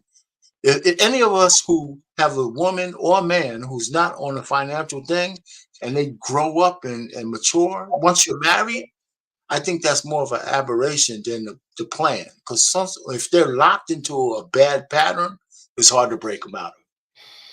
Yeah. You are 100% right. That's our pains. So I was married at 19. So I didn't know nothing. I was making minimum wage. I was making like $7.23. One of my jobs. I had like 2 jobs just to make ends meet. But you see what I'm saying? No credit history, no knowledge of anything. Had to go completely miss out on life. You talking about buying cars. And listen, I don't know if you guys ever done this, but I was so illiterate when it came to money that I was so happy to have a car. I remember I bought my an Expedition. I was rolling. You know what I'm saying? I was rolling with it. Bought the Expedition. My APR was like 29%. But listen, I can make the payments. Criminal. But I can make the payments. You see the point that I'm making? It's a crazy mindset that just because you can pay for it is the same thing as you can afford it. It's like, no, you can't afford. Even if you can pay it, you can't afford 29% APR. You see what I'm saying? So now, once you learn, I'm like, listen, I ended up paying more than double what the value of the Expedition actually was. That's when you ever did something like this and you look back and you just like, what in the world was I thinking? That's what happened. So now I don't buy vehicles unless I can pay it off in 3 years. So I've got a car sitting out there that I done paid, bought it in 2018, paid it off in 3 years. I just bought a truck, so I've had it for like 4 months. That's gonna be paid off in less than 3 years. Bought a house. Like, so you learn as you go. You see what I'm saying? Now this one, I didn't have to put nothing down. I was went in there, traded it in, didn't put no money down, came out with a new truck. So I'm saying when you don't know and you take time to learn, and this is reading books. We talk about Dave Ramsey, the Total Money Yes. Makeover. You know what I Yep. mean? There's this Yep. other book that I just bought about I'm gonna teach you how to be rich. And then you look at things like the psychology of money, I mean, emotional intelligence, all these things factor into your intelligence when it comes to money. So if you do this and then you have somebody who is willing to do that too, you guys can build something together. It may take some time, but you do that. Our Payne says something that I really loved as well. One thing that I don't do is I don't spend a lot of money on clothes. I don't do that. I will go to the thrift shop. Now I'm gonna come out there sharp. Now you better ask something. Better ask something. You know what I mean? I like But I like the thrift store. I yeah, go there. I think women are dope. Now listen, I think every woman should have something Louis Vuitton, Gucci, something expensive. You need to have some of those things. But if you can go to like a Goodwill and make yourself look like you done spend $500 and you spend 30, come on, like you winning. You Yeah, know what? me. Hell, my mom. I'm sorry, but my mom did the same thing with us when we was growing up. My mother, you wouldn't even think. Yeah, she the things in her home it look expensive. The clothes she wear look expensive. Thrift stores. She go to estate sales, and she would do yard sales. And that's how she taught me how to get certain stuff. And when we used to go to, say for instance, we used to go far out to suburban thrift stores, you'll find the expensive stuff if you go there. Cause we found like Coach, they had Coach, everything up in there, and it was real stuff, and you could actually find it. But you have to have the time and be diligent to dig through that stuff. And you find a lot of things there, and that's how I raised my kids. Like I was telling everybody, I had 4 children. My thing was this: it was all about saving. To this day, all my kids are grown. The oldest is 31 and the youngest will be 26. They all will go to the thrift store. They'll go to the mall, get a little whatever once in a while, but they'll go to a thrift store in a minute and they save money because I taught them how to do that early on in life. And that's what really helps if you were to teach your kids about money management, um to teach them, because it's a lot of kids now, they like, oh, I want this, I want that, because the parents start them off with those Jordans and get Gucci belts and all that other stuff. So when they get older, they gonna always have that caviar taste on the shoestring budget, because that's what was given to them from their parent. So you really have to be diligent on showing the kids, like, show them this is the real world. Because when you shower your kids with that stuff, and when they get out there, they're gonna expect that and they won't get it. And next thing you know, they out there knocking somebody upside the head for it. And people don't think like that. Think about that. And especially for the young ladies, it's beneficial for the young ladies. Yes. Learn how to work a sewing machine. Oh, Grab yourself some fabric and become a fashion designer. You will have the so one easy. of a kind work of art. It is so easy because I do it. It is so easy. Learn about those patterns. You can go to Michael's, you can go to Joanne Fabrics, you can go there, and they even have classes that you can pay for, and they'll show you how to make certain things. And like I was saying, remember, sis, I was telling you, by me, I'm 50. So I grew up where we had home economics. They showed us how to make. The first thing I made, I was like in the 6th grade. I knew how to make pillows. I sewed them. I knew how to make a dress. I made my own jogging suit. I did all that in the 6th grade. And I still know how, with penmanship and everything, you will learn that. But now they have it to where these little girls don't even know about nothing. It's even sad they don't even know how to clean themselves because their mothers didn't teach them how to clean themselves. And that's why you got a whole bunch of men complaining about these women smelling down there because their mamas didn't teach them. But my wife was good at that. She's like a thrift safe. All my daughters, they know how to use a sewing machine, all that kind of stuff. And she was good at that because but Saves a the ton. thrift stores and all that kind of stuff, I had to force my wife to pamper herself. I said, listen, I said, you know what? Oh, Because we're older, right? She's over 60, so am I. I said, listen, you're still pretty as hell, right? Get your ass out there and buy some jeans that accent your body and all that kind of. Let me just, I gotta say this. My wife got one of the most beautiful natural asses in the whole world. That's it. Oh, and that's sweet. I want you to go ahead out there so I can grab your butt in public, and so and so let everybody say, you know what, it looked like it was so natural because my head always gravitates to that. But anyway, what I'm just trying to say is that she's still naturally beautiful. Mm-hmm. After taking care of me for a lifetime, she still got it right. So Right. I still see it. I still see it. When I look at my wife, I see that same woman I asked to marry me way back when. And you know what? The funny thing is, I think she sees me that way because if she saw me the way I really look, she'd probably be like a horror movie. So I'm just saying. Feel bad or hard on yourself. But you know what? But you know what, Arcane? I know I gotta hypnotize. Right.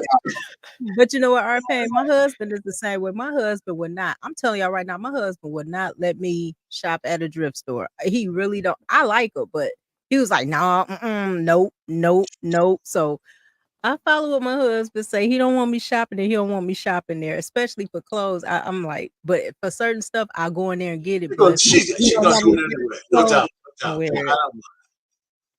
I just want to let her know that I'm not gonna trip over her pampering herself a little bit. You know what I'm saying? She paid her dues. You sound like my husband on that with our pay. So we got to add something here for all younger couples. Mm-hmm. If you're trying to get a house, this ain't the time to be expensive.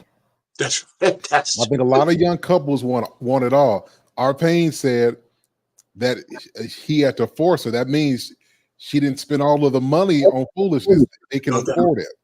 So don't try to have a rich marriage if you haven't built one yet. Right? There you go, Sir Hill. You're right. You're right. Need a house to put the clothes in. Yeah.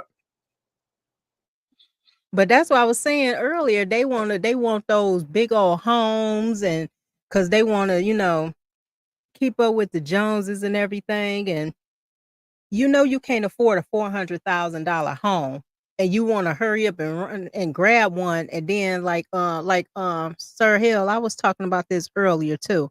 It's a lot of women. I don't know if you've seen, a lot of women been crying and everything, and talking about some that they got tricked in the game of buying a home, and they single mothers or single women, and they come to find out when it comes to those new builds, they mortgage went up to $1,000, went up an extra $1,000 because they didn't, do the due diligence or whatever as far as the taxes when it came to the new builds. And I found out about that. I said, I was telling my husband, new builds? Oh no. But if you don't have that knowledge before you own a home, you gonna put yourself in a trick bag. And like Trey was saying earlier, when it comes to a lot of those new builds too, they haven't even settled into the ground. So you're going to get that structural damage in there. So you add on more bills. And a lot of these women think, because I'm a homeowner, that I don't need nobody. You putting yourself in a bigger money pit, because anything go wrong in these homes, you're the one that's going to have to pay for it. The plumbing, the everything. And you don't have the maintenance man, your, apartment, the leasing office or anybody to come and fix anything. Everything falls on you. And don't get a septic tank. That's more money. It's nothing like a septic system. You coming out of money, because especially women have it. I'm sorry, y'all, I get on the women, but we have it bad. We use more toilet tissue and everything than anybody. So you will always have that problem with those septic tanks. And that costs, that I heard the least that costs is like $4,000 to $5,000 to get that taken care of. That's the least. So you have to really think about it. The other thing that the women who buy these homes as a flex don't realize, and one of the things they don't think about, there's like 100 windows in there. You by yourself, and if you don't know how to protect yourself, and you're just a woman alone in one of these houses. The difference between women who are flexing to buy a home and a man the same age, we're not going to buy a house unless we have a family to put in there. Exactly. We'll live in a cave until a woman comes in and says, "Man, I was about to say the same thing." There you go. Go ahead, take it over, man. If I'd have a wife and 4 kids, like we bought a 6-bedroom in 2021. If it was just me, I need one studio bedroom. I don't need no bathroom. I don't need no extra room. Everything is in the same room. You gonna have a chamber pot. Like, I don't need it very much. But we got the wife and these kids. We got to get some extra stuff. Yeah. And you know what? When it comes to the men, that's smart, because why would you? It's a lot of women going around shaming brothers, telling some y'all don't own no homes, this, and that, third. No, brothers are smart. They're financially smart.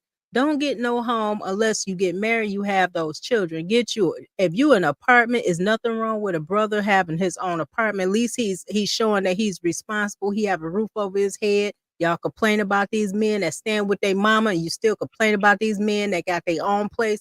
Only and you mad that it's not something that fits you. Sorry, but you come a dime a dozen. This man call himself, he's single, and he call himself getting a home, and you don't act right, or it's something about him you don't like, and you go about your business. This man gonna be stuck with a home. You know, he gonna be stuck with a home because you wanted it. It's not feasible for a man to do that. Brothers have their apartment, they have their little small space. Hey, it's yours. You call yourself getting into buying these homes and stuff, getting yourself in. I'm sorry, I have this one thing I do have to say. This happened to my cousin. He got married. He was getting married. He had a fiance. He had a home built from the ground up in Texas. The girl was acting crazy, this and that, and the third. They end up breaking up, whatever, whatnot. No. So he ended up getting his son. He moved into an apartment and left her the house. Wow. So that man was out of money. My cousin was out of money because she didn't act right. That's what I'm saying. You really have to think about things before you throw yourself into situations like that. So he came out of hundreds of thousands of dollars to build this home, and a home that she wanted. It wasn't no, and he put his hands to it. He also put the labor into building this home. So you really have to think about it. And like I used to say all the time, what I say, sis, vet, and vet, because you don't know what you're getting yourself into. And Let me have one thing. I'm sorry. Well, let me just add this, Mrs. O and Alicia. One of the things women don't understand, that a man on his square is never going to move into your house. He's never going to move in your. Listen, if I found a woman who had her own house, I said, listen, I'm not moving in there if I have my apartment unless you sell me half of the house and my name is on the deed and all that stuff, or it ain't going to work. I'm never going to move into a woman's house. Never, ever, ever, ever, ever. Because the first argument we have, you're going to remind me that I don't own shit. Right? So if I'm going to move in your place or we're going to get a new one, I'll pay you the money. I'll put, whatever the loan is, I'll take it out. But my name got to be on the deed, because I'm going to take that shit away from you as soon as I can. You ain't going to say this ain't my place. I'm going to be peeing on the dead posts and all that kind of stuff. Marking your territory. You're damn right. I want to take that shit away from you as soon as possible, because I don't want to hear it. Oh boy. So I'm saying, I mean, listen, I don't know about these newfangled guys because they don't think about that, but you will never move into a woman's crib. No, you really don't. And I told my sons, any young man I know, I always told them, you do not move in with a woman in her own. Get your place first and foremost. Make sure you're set. You settled and you have your stuff on point, because the first thing you do, you move in with a female. The first thing she say, get the hell out my house, and you ass out. And it's a lot of guys that's dealing with that because they want to post up and never leave, and they think it's a deal, and it's not, and they setting themselves up for failure. So what you say, Sir Hill? Is that true or not? You, from your perspective, Sir Hill. Is fundamentally true. I say it like this. So, and this is something that I've done. A man, get you a car. If you need to pay cash, get a cash card. Have a gym membership, and keep some money for the cleaners. And this is why this is important. So if you ever have to sleep in your car, you can do that. You need to have clean clothes, you can do that. Go to the gym, work out, and take a shower. You get your basics covered. Now, it's uncomfortable, but you do that for 6 months to a year. It's uncomfortable. Save up your money. not only can you have enough to pay for your apartment, but pay for the whole year. That way you're not stressing about this thing and you can focus on continuing to build. I think that is fundamental. But I need to vent. I need to vent. If you just allow me a few seconds. It's two things. Like a man, a husband, you should not get your wife more than she can manage. And here's why this is important. There are a lot of wives who say, I want this big old house, I want all of this stuff. Does she have a history of managing? Like, so with a 1-bedroom apartment, how does she take care of that? Did she clean the dishes, or was dishes left there all night? How does the bathroom look? Do she them little toilet roll things, or did she throw them away? Is she decent? Does she have a toilet roll, or did he sit on top of the toilet? Right? Does she cook? Does she keep little air fresheners there to keep stuff? Does she decorate? So you can't expect her to take care of bigger when there's no history on something smaller. And I think this is where a lot of men tie themselves up to. Because we want to make her happy and we'll go out of the way and get her stuff, but can she manage it? That's the question. And you don't want to set yourself up for frustration. Said, I did all of this for you and you can't. Well, sir, she didn't matter to 1-bedroom. What did you expect? You just got more room to be trifluid. You know what I mean? So you have to be faithful over a few. And then when you have much more, you take that discipline and you can make that home a beautiful place as well. The second thing is, I encourage all the ladies who want their man to provide, make sure you keep that place clean. I can't stand a big, this is my pet peeve, y'all. I can't be standing women who be like, I got all of this stuff and be taking pictures in dirty mirrors. Like, man, you didn't see that toothpaste. Man, you didn't see you didn't see that. You didn't see them dirty clothes, them dirty socks in the mirror. You didn't see none of that. You cool with this. Baby had dirty carpet all on the floor and with the nerve to have their lips poked out. Man, put them lips back in and get your house clean. Right? So I say that it's important because when you have a home or an apartment, part of what makes it a beautiful place is how you maintain and take care of it. Right. And I encourage people who are coming up, don't get a home to impress anybody. Hey, don't get anything to impress anybody. Get what you can manage. Get what's not going to cause you stress. Get what you can keep up clean and keep decent. And that's going to help keep you guys on good terms. That makes sense. That's the 17-year, 20-year together advice. Get what you can manage and don't try to impress anybody. Get what you can take care of. Yes, sir. Hey, listen, everybody. Yes, next week I'm gonna be on my 37th anniversary, starting the 22nd. Yes, sir. The only sad part about it is that back 20 years ago, back 30 years ago, when you said to somebody you were married for 30 years, that wasn't a unicorn stuff. Everybody was saying it. And when people tell me, hey man, I haven't heard that, in a long time, I think it's sad. I do. Because when you get married, if you have a covenant marriage, that's what you're supposed to do. Now, I know there's all kinds of circumstances and stuff like that, especially abuse, or infidelity, or serial infidelity, and all that kind of stuff. But I'm sitting down here saying, listen, I ain't no unicorn. That's the only thing that gets me. I'm just a regular dude who kind of was in tune with my wife. You know what I'm saying? And the point really is that being in tune with her made me correct stuff that I didn't let get around. And her with me too. You know what I'm saying? And it wasn't no really big deal. We had just a plan. We were going to stay together. And some of the conversations we had that were called the arguments, it sounds like silly shit right now. If I said it to people, that's why I don't like to say it. Because those were the biggest real arguments we had. Like, for example, TVs in my kids' room. That was one of the biggest arguments we had. No TV in the kids' room or pain. Yeah. I didn't have TVs in my kids' room. They had in the living room. But my wife wanted to get a dog, right? She wanted to get a dog. And it's kind of funny. It's a couple of things. One, I told her, I said, listen, there's you, and there's my two daughters. And if we get a dog, then it's the dog, and then it's me. I'm not paying a mortgage and I'm being lower than the dog. We're not getting a goddamn dog. I'm serious, because I'll be walking and picking up and shit and all that stuff. You guys ain't doing that. I said, I'm not doing that. You know, so that's funny. I mean, it sounds funny, but that's true. Did you get a dog though? Yeah? Huh? You did you get a dog? No. Oh, you didn't get it.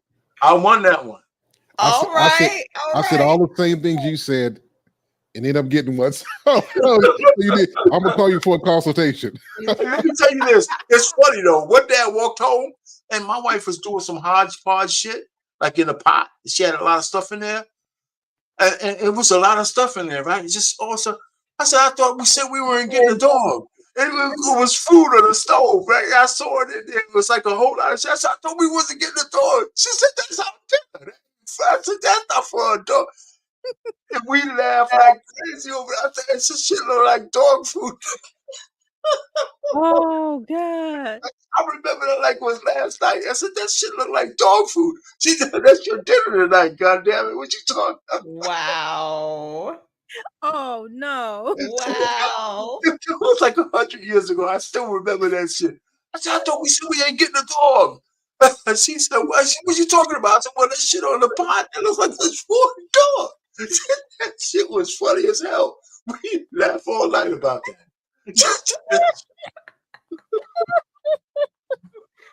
Wow. See, those are, you know what? Those are the kind of goddamn arguments we used to have.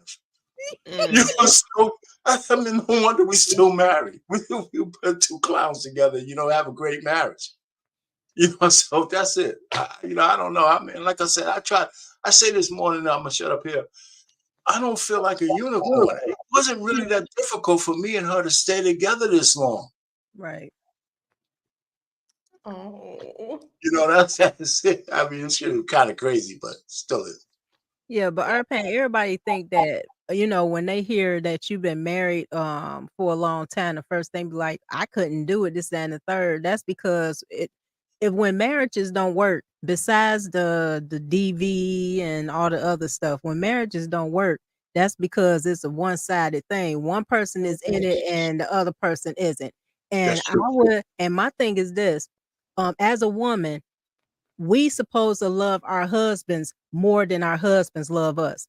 Don't get it twisted, y'all. The people will get mad at me like, "Oh, what you mean?" No, we are supposed, in order for a marriage to work, and by me being a married woman is, I had 2 marriages.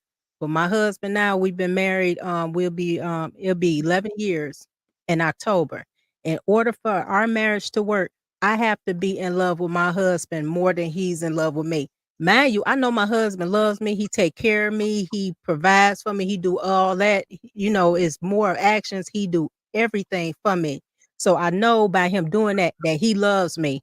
If he can tell when, my husband picks up on all my moods, everything. If I'm not feeling well, I don't even have to tell him, but he see it. That shows that he loves me. He don't have to tell me, I wouldn't mind. I don't need to hear, I don't have to tell him, do you love me? Do you know me? You know how some women do you love me? Do you love me? Do you love me? That's so annoying. The man showing you he love you by, for one, he married you, he takes care of you, he took care of your kids, you don't want for nothing. That's a way a man shows that he loves you. On the other hand, when it comes to sisters, um, the act of service is one thing. Make sure you do that. If you lacking in it, is certain classes that you can take. They have femininity classes, they have cooking classes, they have everything for you. Just invest in it. If we can invest in these degrees and everything else, try to put all that energy. You can put all that energy into making yourself a better wife for your husband. That's all they ask for. Can I add something to what you just said real quick? One of the Yeah. things I tell young guys is that when you want to get married, one of the things you have to do is make sure your wife views you as her number one choice. That part. Right? That's one of the things you have to do. And women don't understand this, that once a man's secure in that, he'll give you everything. Everything. So our obligation to our wives is that we're going to give you, our obligation is more than anything we'll ask you to give back to us. You give us respect, you give us loyalty, you give us fidelity, you give us a little sex, right? And all those kind of things. You get everything. I mean, everything. A lot of women don't realize that. What we ask for you is that as long as you view me as your number one choice, I don't have to worry about you doing anything else. Like, I've been married for a long. I never check my wife's phone or any of that stuff. And here's the thing: I don't have to ask her because I pay the bill. I got access to all the codes. If I wanted to, I can go ahead and look at those phone records and all that. I'm not doing that. Right. I'm not. So it's just kind of weird, the way this thing. Maybe I was in a bubble, and I was just in a bubble because I never really thought about that. I know that today is a lot different than back when I got married. But the essence of a man and a woman and our relationship, really, I don't think is with two people willing to be together. That shit hasn't changed. I think that's a natural kind of thing. So that's where I'm at. So Yep. And you know what? We the same way, our pain with, my husband have he can easily get to my phone whenever he wants. He know the code. I know the code to his. And we're real open. And when you get married, you supposed to become one, not two separate entities. Because if you want to be two separate entities and you're married, you might as well stay single. And there's a lot of single married people out there, and people you're married roommates because you're not coming together as one. You want to separate your finances, especially women. My money is my money, your money is my money, and it don't go that way. And then you have all those financial problems in the house because you want to be selfish. And it's a lot of cases they didn't showed a lot of women complaining about when they husbands lost their job, and that husband got to come. Your husband should not have to come to you, and he lost his job, to ask you to borrow money to pay the damn mortgage and to pay bills. You supposed to be on it. First thing, I'm working, I'm making money. My husband lose his job. Oh, help me means help your husband. You make sure that's your home too. You make sure everything good until he get back on his feet. That's what a helpmeet is. A lot of women lose that point. They don't know nothing about being a helpmeet. All they think about is themselves. Is help themselves, not help their husbands. And that's one thing they get misconstrued on. First of all, Black Men Unfiltered, I need you to, we need to talk because I need to figure out where you got Miss Alicia and Miss O from. This is fantastic stuff. Uh, wow. I just wanted to add this one point about the love part. It's important for ladies to make sure that their man likes them. And so, like, typically as we get older, we say, I don't care who likes me. Well, you should, if you get a husband, because a man can do all the right things out of pure love. And Dr. R. Payne, please correct me if I'm wrong. Like, when a man loves a woman, he's responsible. He gonna do what he got to do. But when he likes you, it throws a different layer of admiration and care because he likes you. So, ladies, make sure you're likable to your man. 100%. It's certain things you can do to make sure you're likable, like the way you present yourself to him. Like, most people, I don't know, women think that it's a whole lot of things you got to do. He don't need you to look like a supermodel. Just be neat, be cute, be decent, be presentable. Speak to him in a manner of respect. If that man is speaking to you, be quiet and listen to him. Like, listen to him, right? If there's an argument, don't go at his head, because listen, ladies, femininity is going to always win. A man wants a wife to win every fight, and the way you win is with respect. If you do this, there's no telling what he'll do for you.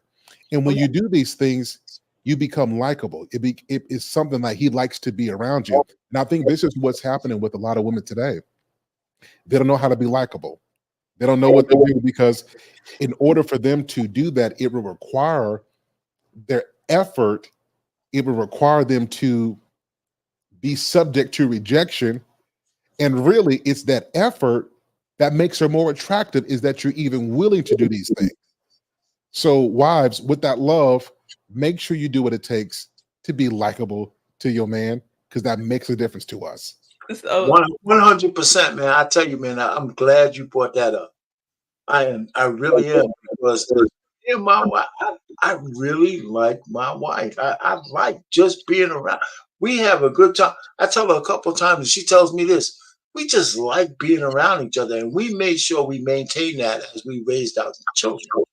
Right.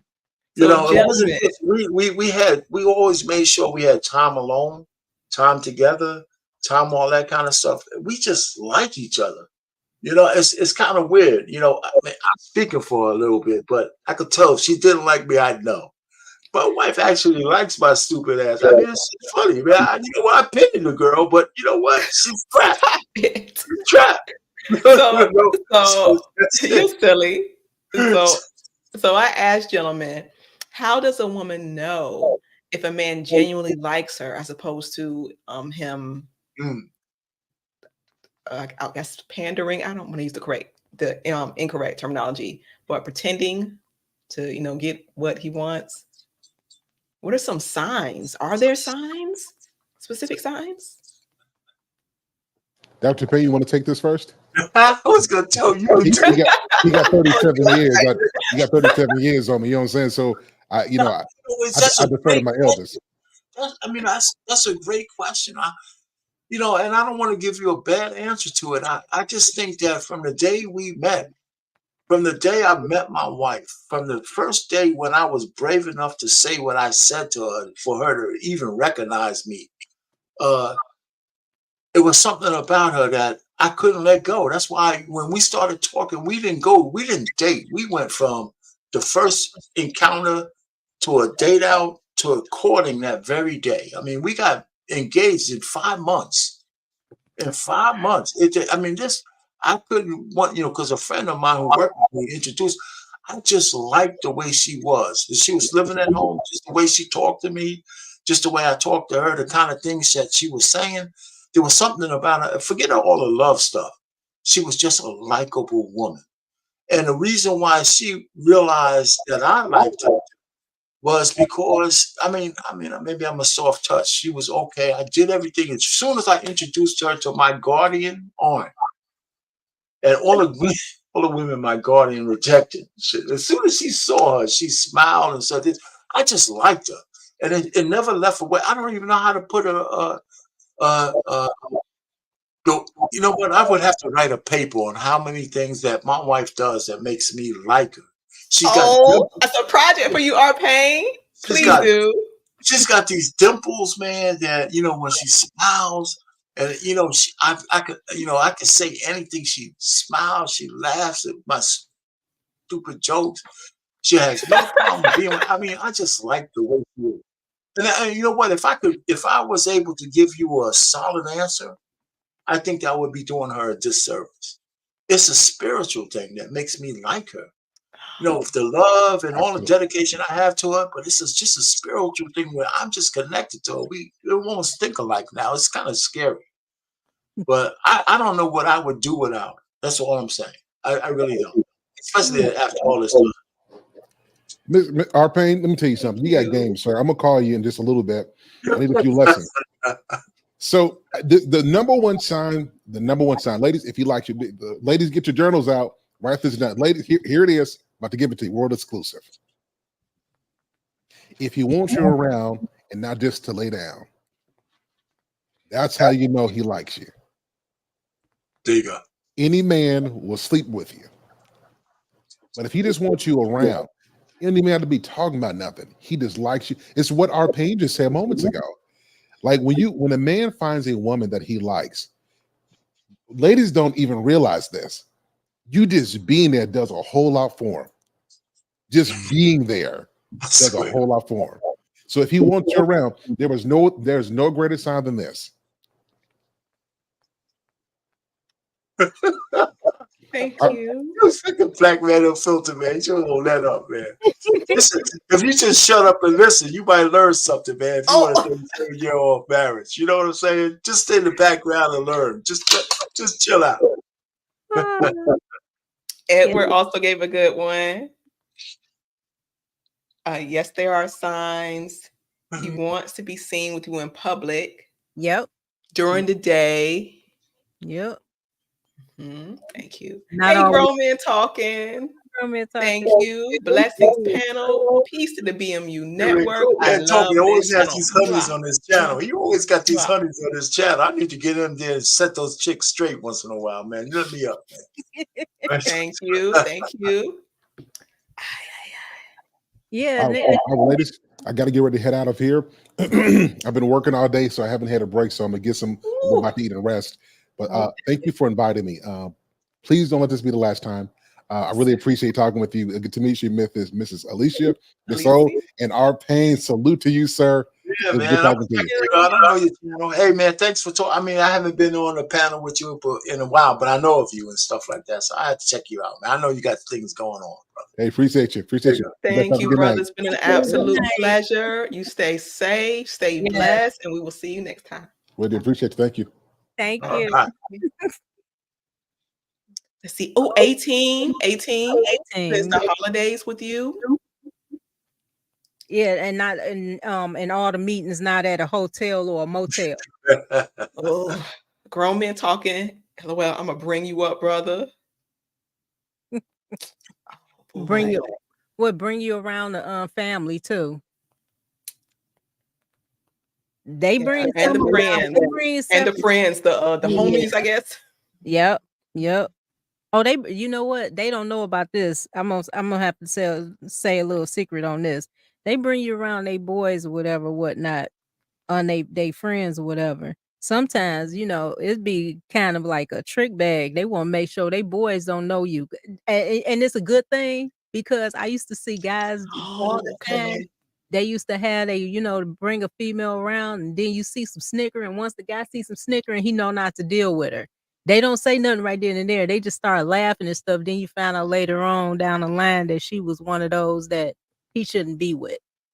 That's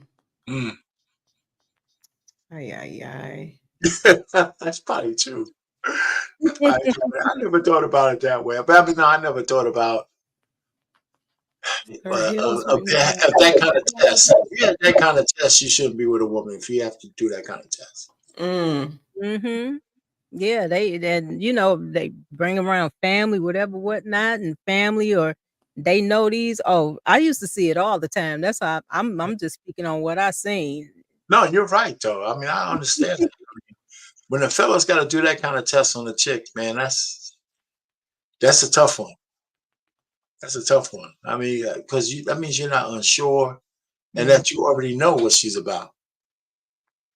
You know what I'm saying? So you're gonna have to accept some of that, or you're not gonna accept it. Yeah, I mean, it's as simple as that. But anyway, I didn't have to deal with that issue. But I understand where you're coming from. But it's good. I mean, Sir Hill, good coming up here. Trey, that was good. I haven't talked to him in a while. Yeah, that was nice. I'm happy he showed up. He have to come back again. So it was really good today. We was on a ball today.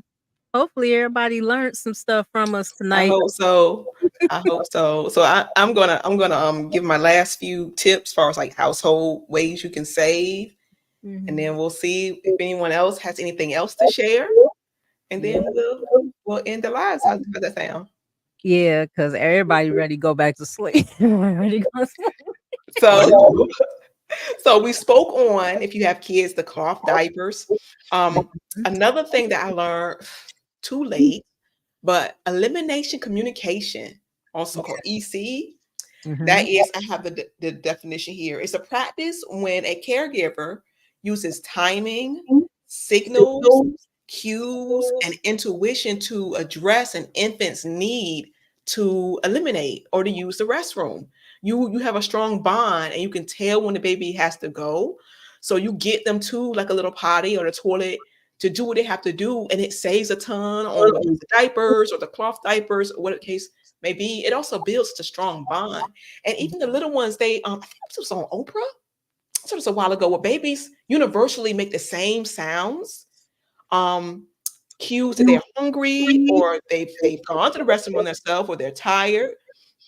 Developing that strong bond with your child can save a ton of money. And I have to give an example. All my kids were potty trained before they turned 1. All of them were potty trained before they turned 1. Same here. Yep. Yeah.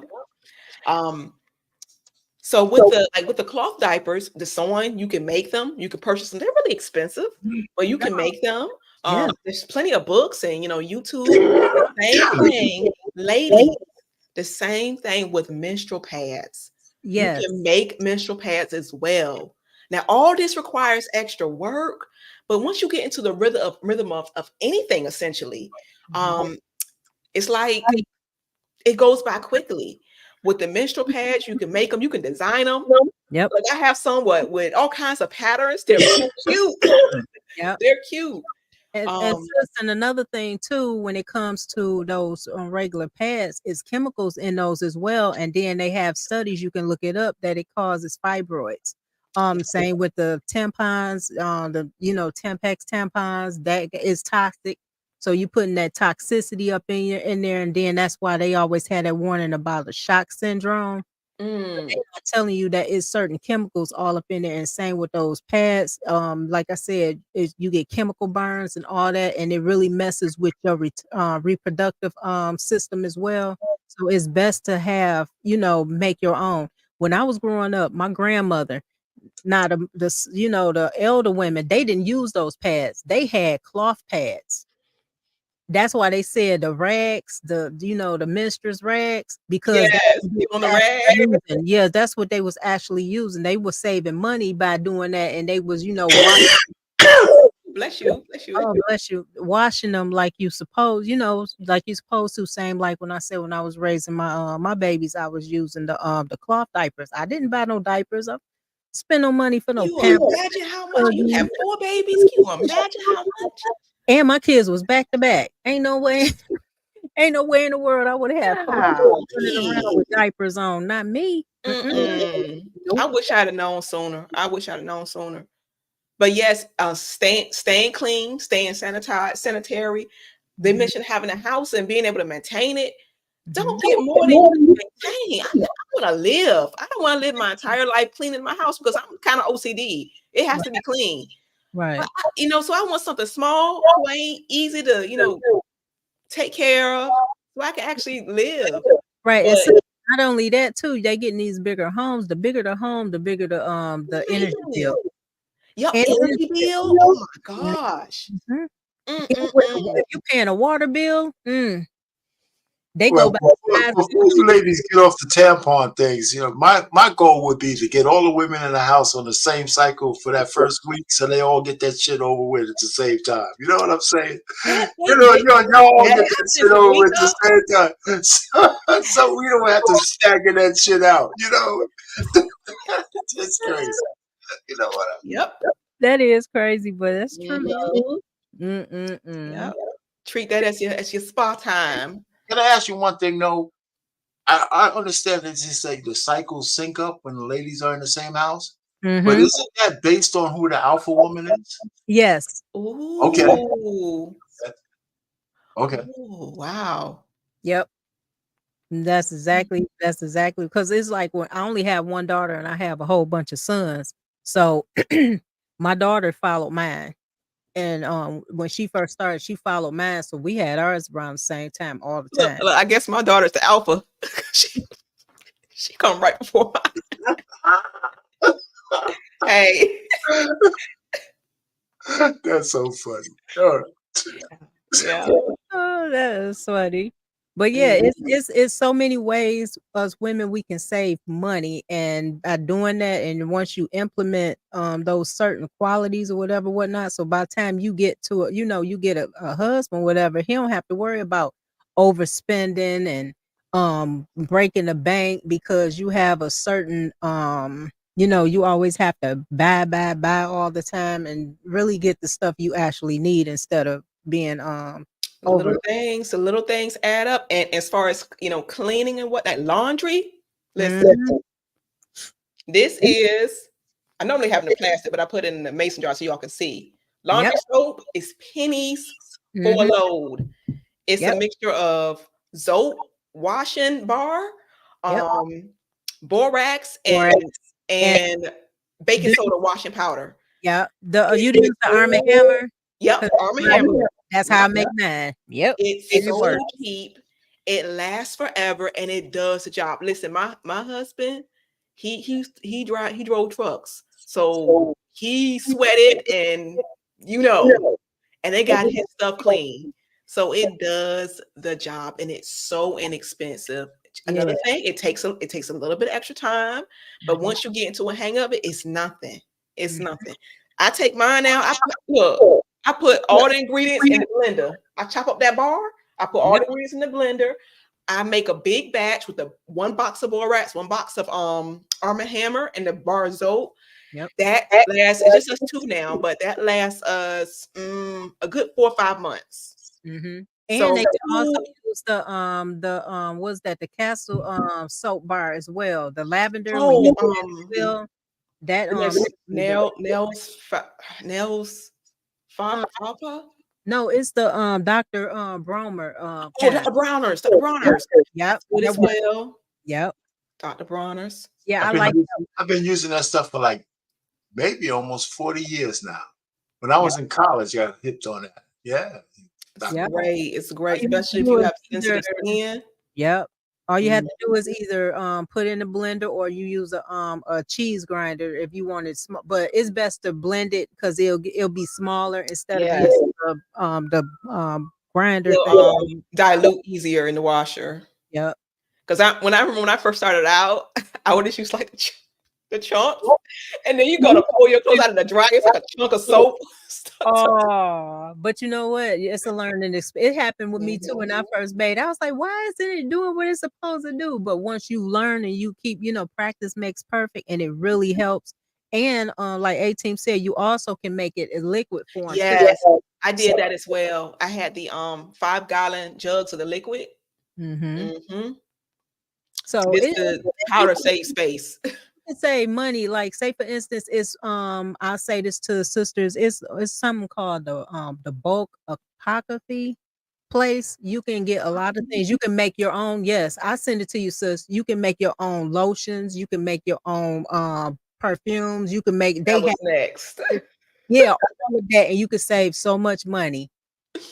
And one thing I did, when I was using the shea butter, they have a big block of the shea butter. You can make your own hair stuff. Yeah, look.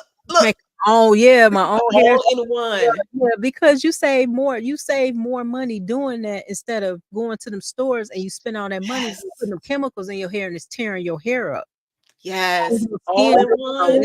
It's a lot of things you can make for yourself, and you save so much money. Shea butter, coconut oil, olive oil, and Canadilla.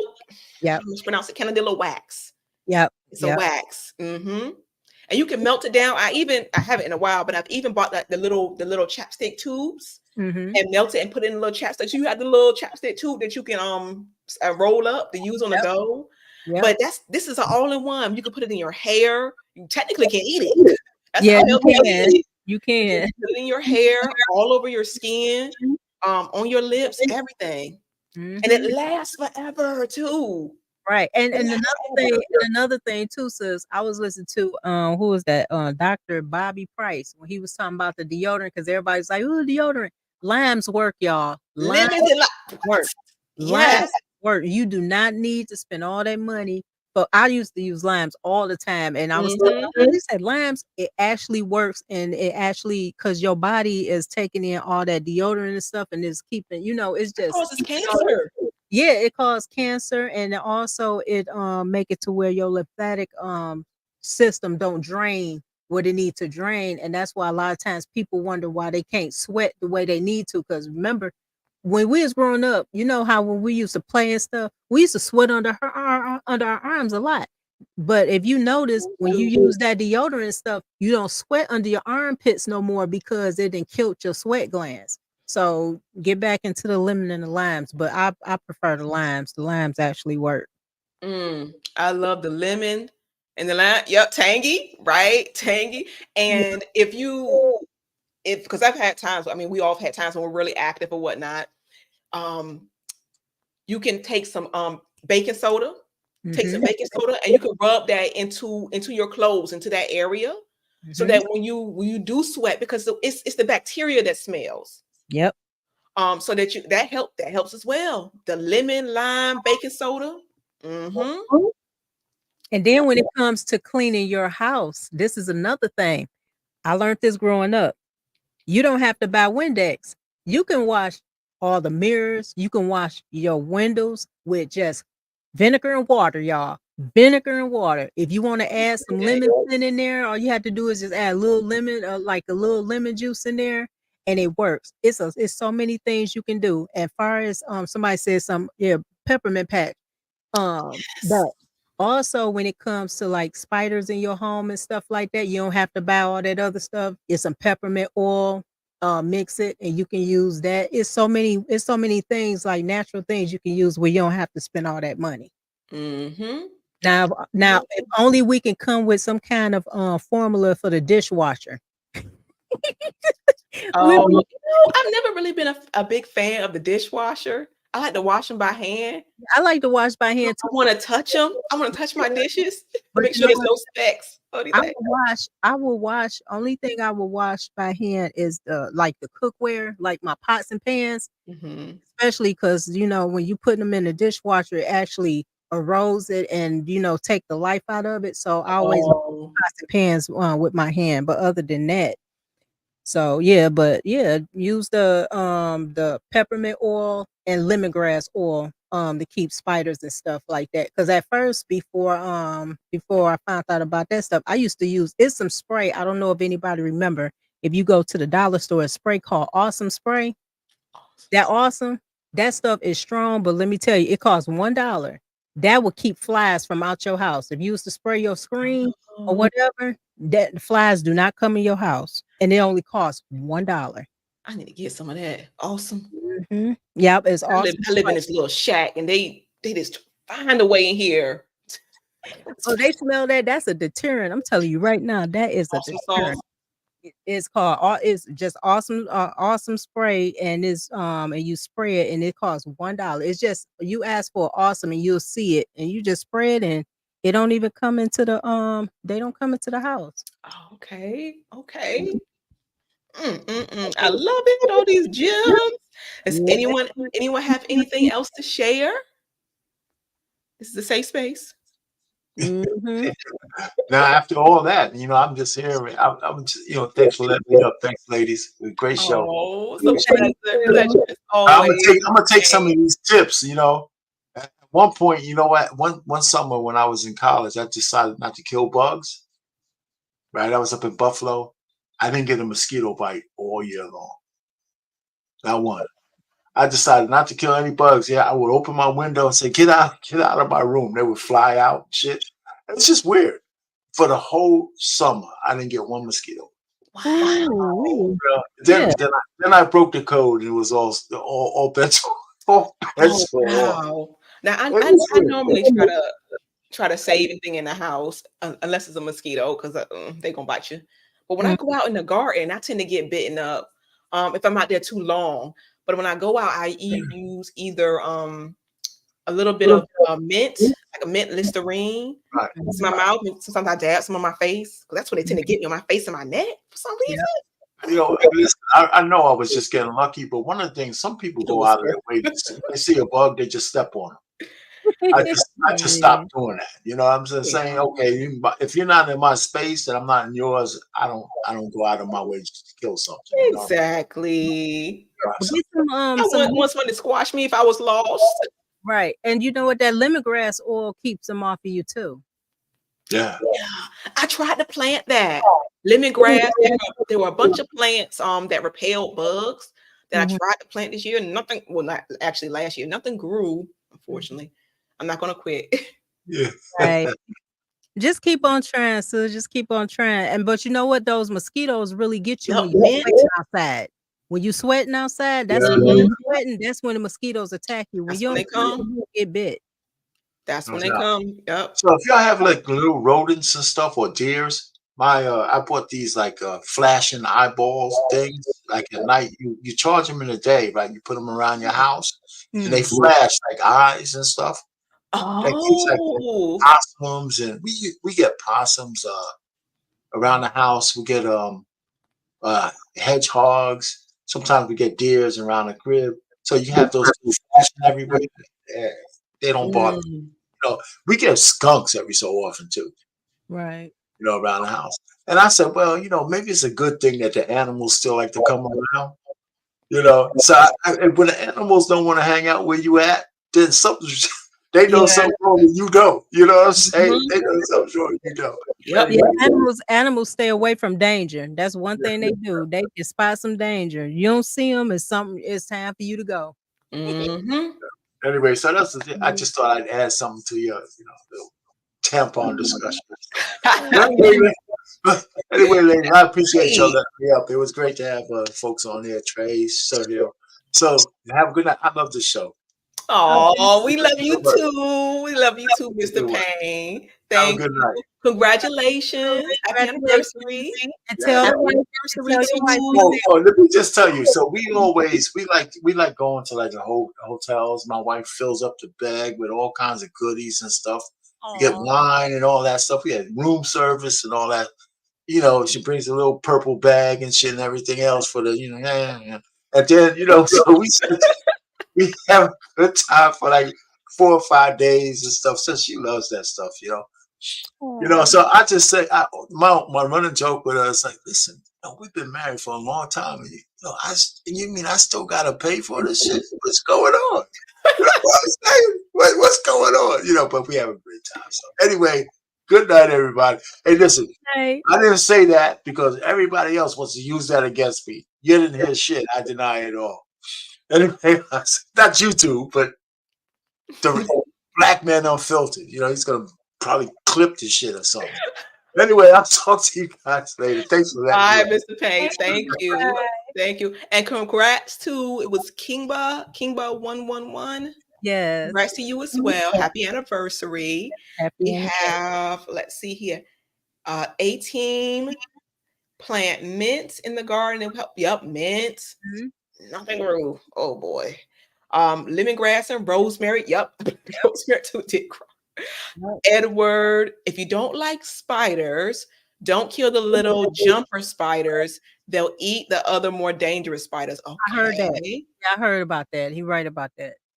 Let's see, Edward. To the ladies, don't kill lizards and salamanders around your front door. They keep the bugs out of your houses also.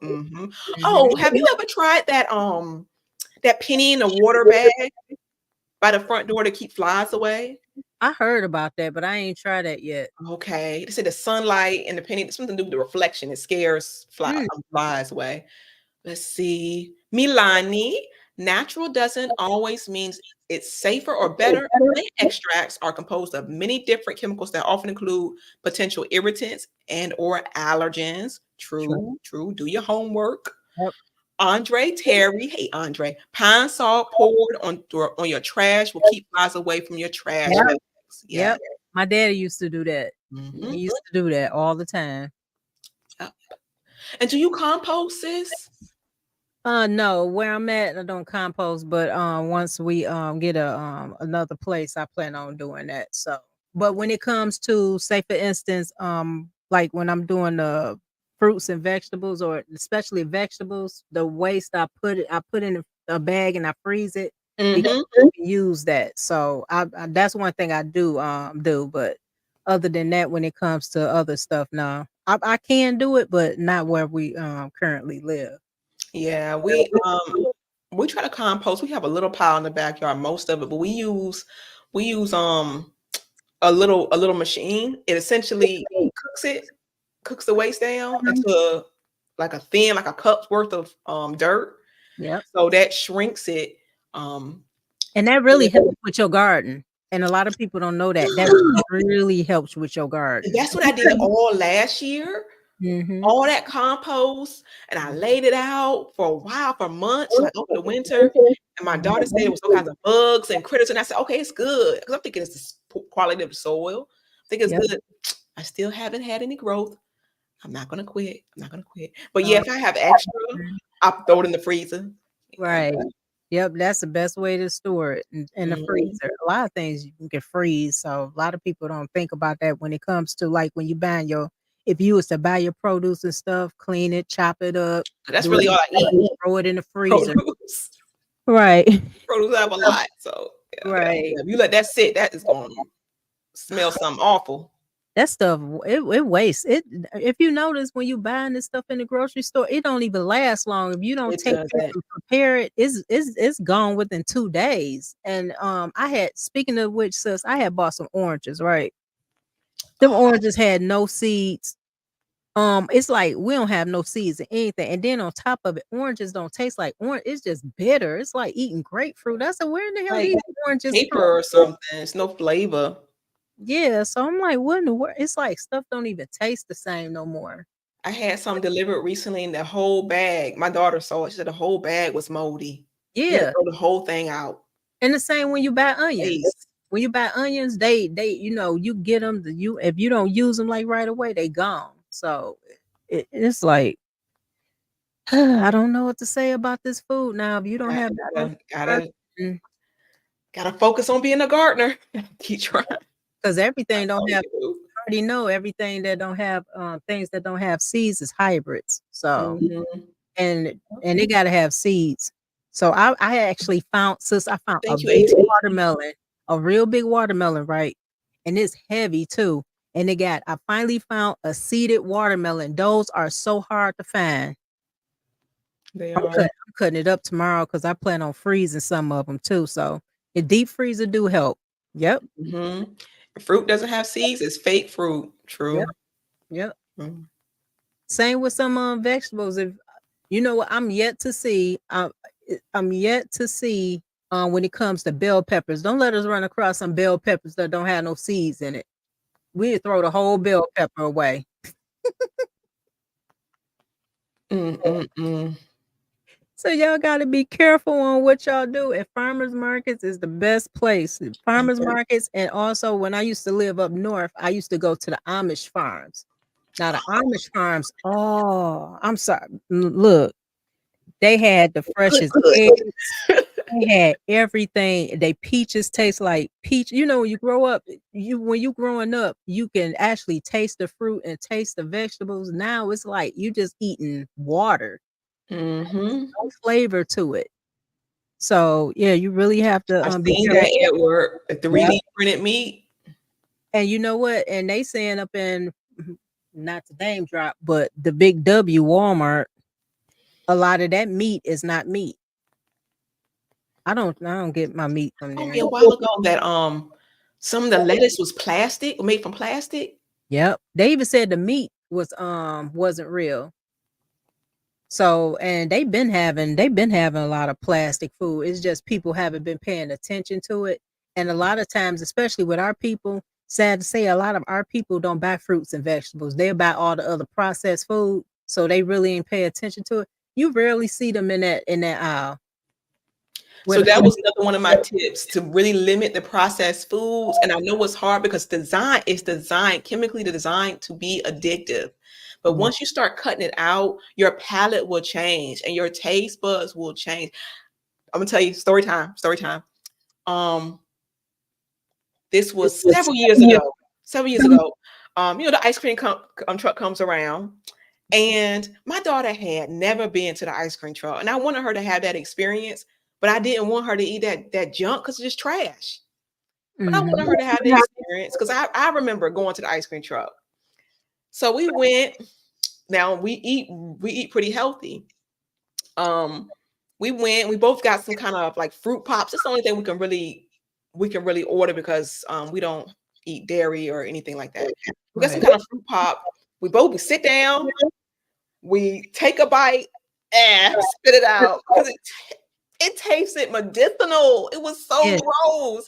She was like, "Mommy, I don't like this." I was like, "Oh, I tried, baby." Yeah, that stuff tastes municipal. It tastes like straight sugar. It's Mhm. like, and they putting corn syrup in Yep. everything, and you wonder why diabetes and everything else is high. It's like if you look at it, a lot of people when they buying this stuff, they don't even pay attention to the ingredients at all. And then I'm gonna start making my own mayonnaise because I didn't seen a whole bunch of stuff in mayonnaise. And when you see the vegan one, it costs so much, so it's It best is. to make your own. Mayonnaise is expensive. I just ordered something it's like $6 for the. But you know what? Mayonnaise is the easiest thing to make. Just gotta have a jar. All you need is Mhm. what? vinegar, the egg, the what else? God. Oil and whatever. If you gonna add anything else in there, that's all you have. That's all you need. If you want some plain mayonnaise, that's all you need is the egg, the oil, and the egg, oil, and what else I said? Was it vinegar? Vinegar to make it. We tried a couple of different vegan mayonnaises, and it's fun. It's fun. Out of different beans, navy beans is a good one because it's such a mild flavor. You can add all kind of seasons to it. Navy beans. Was it cannella beans? Cannellini beans. Oh, those are the creamiest beans you can find. Yeah, they are creamy. I used to make my my white chili with those beans. Ooh, that sounds good. Hummus, I love hummus. But listen, I don't add any garlic. I can't eat garlic and onions. Makes me smell bad. But hummus with no garlic. I'll add a little bit of tahini, lots of lemon and pepper. That's good. With some tomatoes. Yes, I had bought some tahini the other day, so so I got like 2 jars. I got to make some. And I got a whole bunch of chickpeas, so I'm able to make it. So that's why I made sure we have beans and stuff, because beans, you can make so much stuff with beans. People don't really, they like beans are boring. You can make bread with beans with bread, and you can do a whole bunch of stuff. A lentil loaf? Oh my gosh. Sis. Oh, make your burgers with it too. Yup. The mushrooms and the mushrooms, the lentils. You get if you want to add, if you an onion person, you can add that in there. Oh, that stuff would be we make walnut meat tacos with walnuts and the mushrooms, and we just take some taco seasoning, add the tomatoes, the salsa, all the veggies, the carrots, hook it up, pineapple. Oh my gosh. Know what you missing? I'm like, so I told my husband, I said, I gotta go, we gotta go vegan. And there's so much of that, like especially the beans. You can cook in bulk and just freeze it. Just plain beans, and you take it out whenever you're ready, and you can add whatever kind of seasonings to it. Right. And each day of the week, you can have a completely different meal, but it's based on the seasonings and different, additives. Yep. It's so many ways you could save money. There's so many ways. So, Well, I hope you all, Edward, do you ladies make shepherd's pie and quiche? Oh, I've never made shepherd's pie. I have. I'm not familiar with quiche. Oh, the quiche? Yeah. Oh, quiche. Yep. Oh, yes. Yes, the quiche. I know how to make quiche, and I made, my husband had shepherd's pie when I made it for him. So you get the vegan egg mix, and you bake it with all the additives. You bake it in like in a little like a muffin pan. So make the little mini quiche. Oh my gosh. Or you use a regular pie pan. And it comes out good. It comes out good. Yeah. So, but I plan on I have another channel. I plan on later down the line have a cooking channel. So that's so I already had that started, but I don't have anything on there yet. But I will let everybody know when that comes into play. I will have a cooking channel. So one thing I definitely want to make is pot pie. Oh, I made that too. Oh God! Oh, I had fun making that. The crust, the cheese and the crust and the sauce. Sis, when I tell you I made a real big, like one of them long pans, like a 30 pan, and I made my own chicken pot pie. It was gone. It was gone within a day. It was gone. Awesome! It's awesome. Oh gosh. It's fun. It's fun to cook. I'm telling them they don't want to cook. It is. It really is. It is fun. I actually like it because I like kitchen gadgets. My husband says one thing, I'm not a purse person, but when it comes to kitchen gadgets, I want kitchen gadgets. That Ninja, the juicer, the toaster oven, the George Foreman, everything. I got a nice size air fryer too. So I don't have one of those with the cup thing. I have like the oven one, and my oven can do the air fryer thing, but I've never done it. Yeah, Had an interest in it. Yeah, but Oh, look, homemade onion rings. I can't eat onions anymore, but I used to love the homemade onion rings. oh yeah. Oh yeah. Crispy.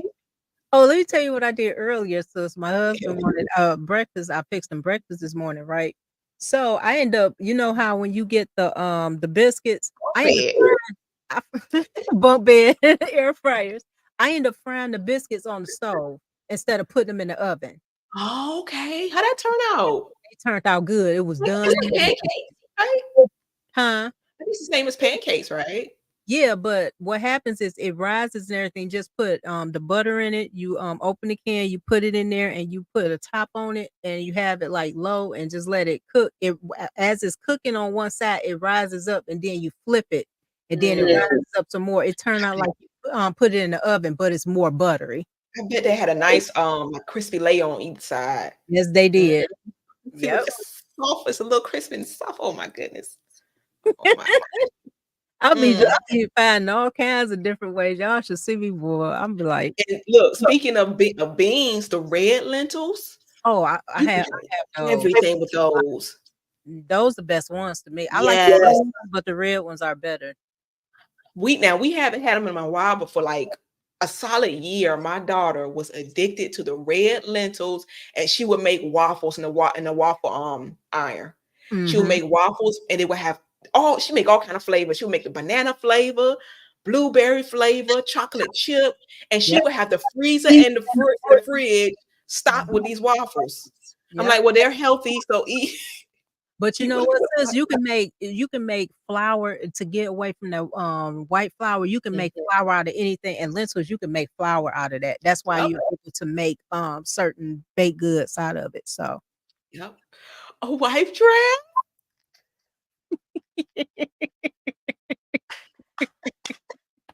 oh, that'll be fun. That would be fun. Let a wife draft. Oh gosh, I'm so curious to see the turnout. Oh, that'll be a good one. That would be a good one right there.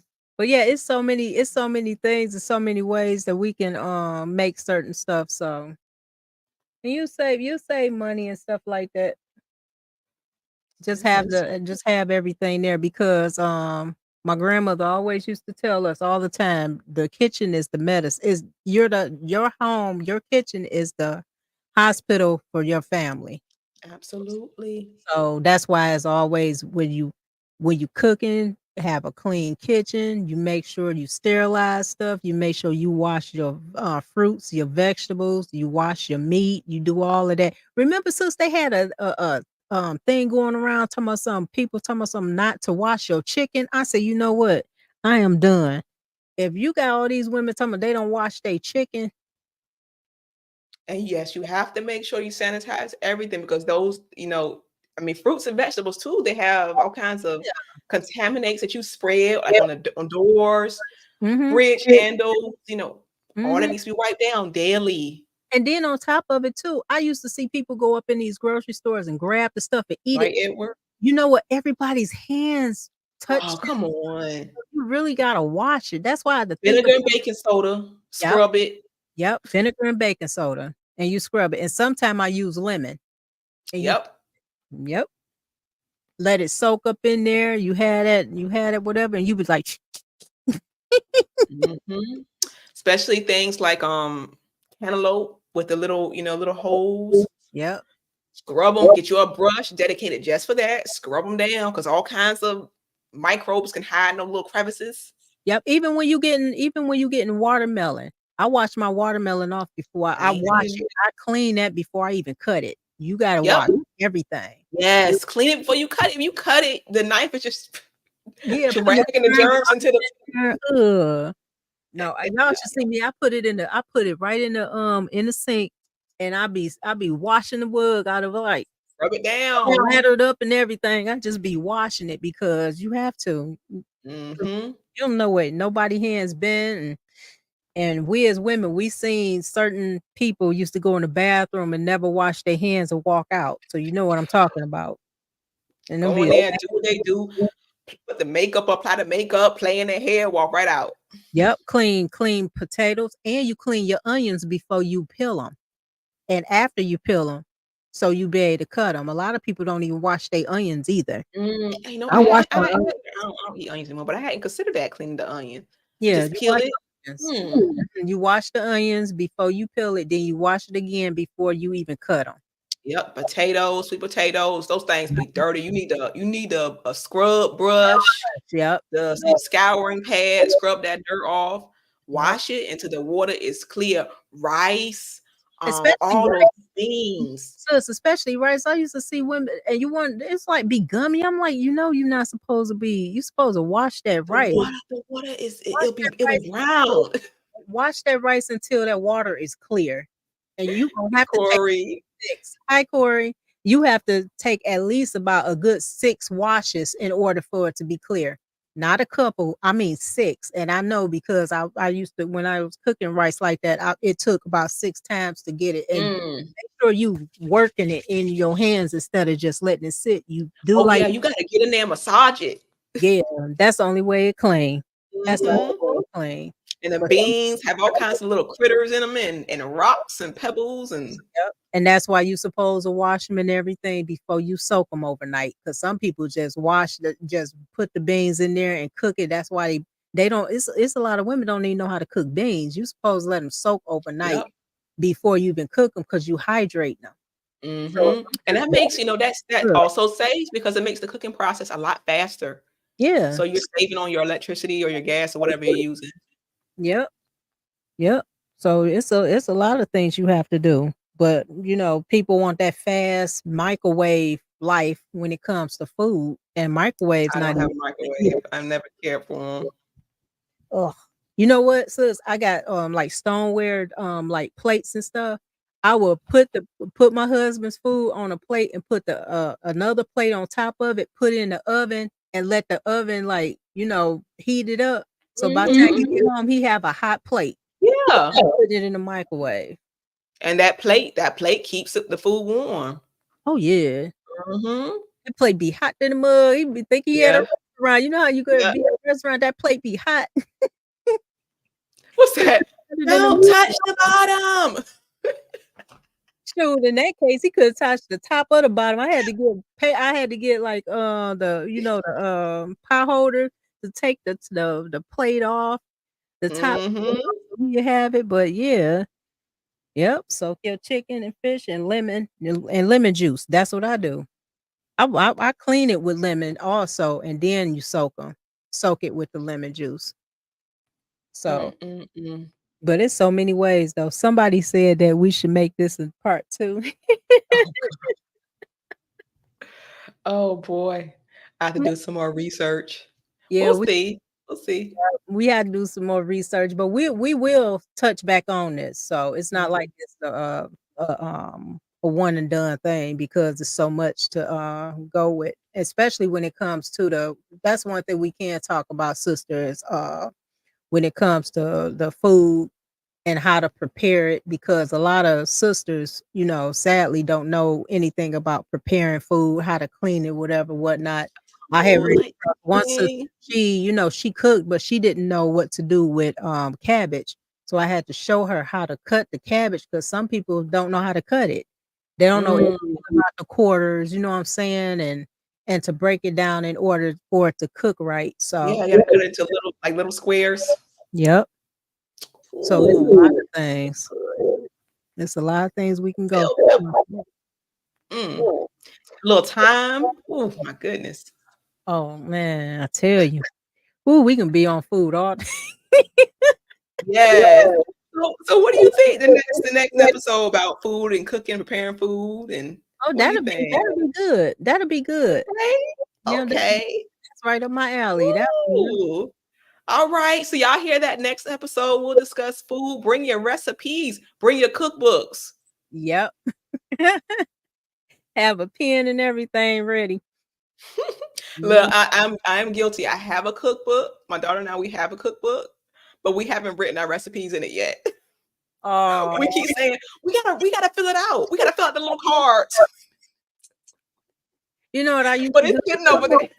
You know what I used to There's more do, recipe in it. and I still have it. I wrote recipes on paper from the notebook, and I used to rip it out, put it on side of the refrigerator for the kids. Mm, But yep. like, so they'll know We have a what bunch of those in the to notebooks, still in the notebooks. So We need yeah. to, yeah, we need to organize it and get everything in the actual cookbook. Yeah, but Sit that's down a one good day and do that. thing.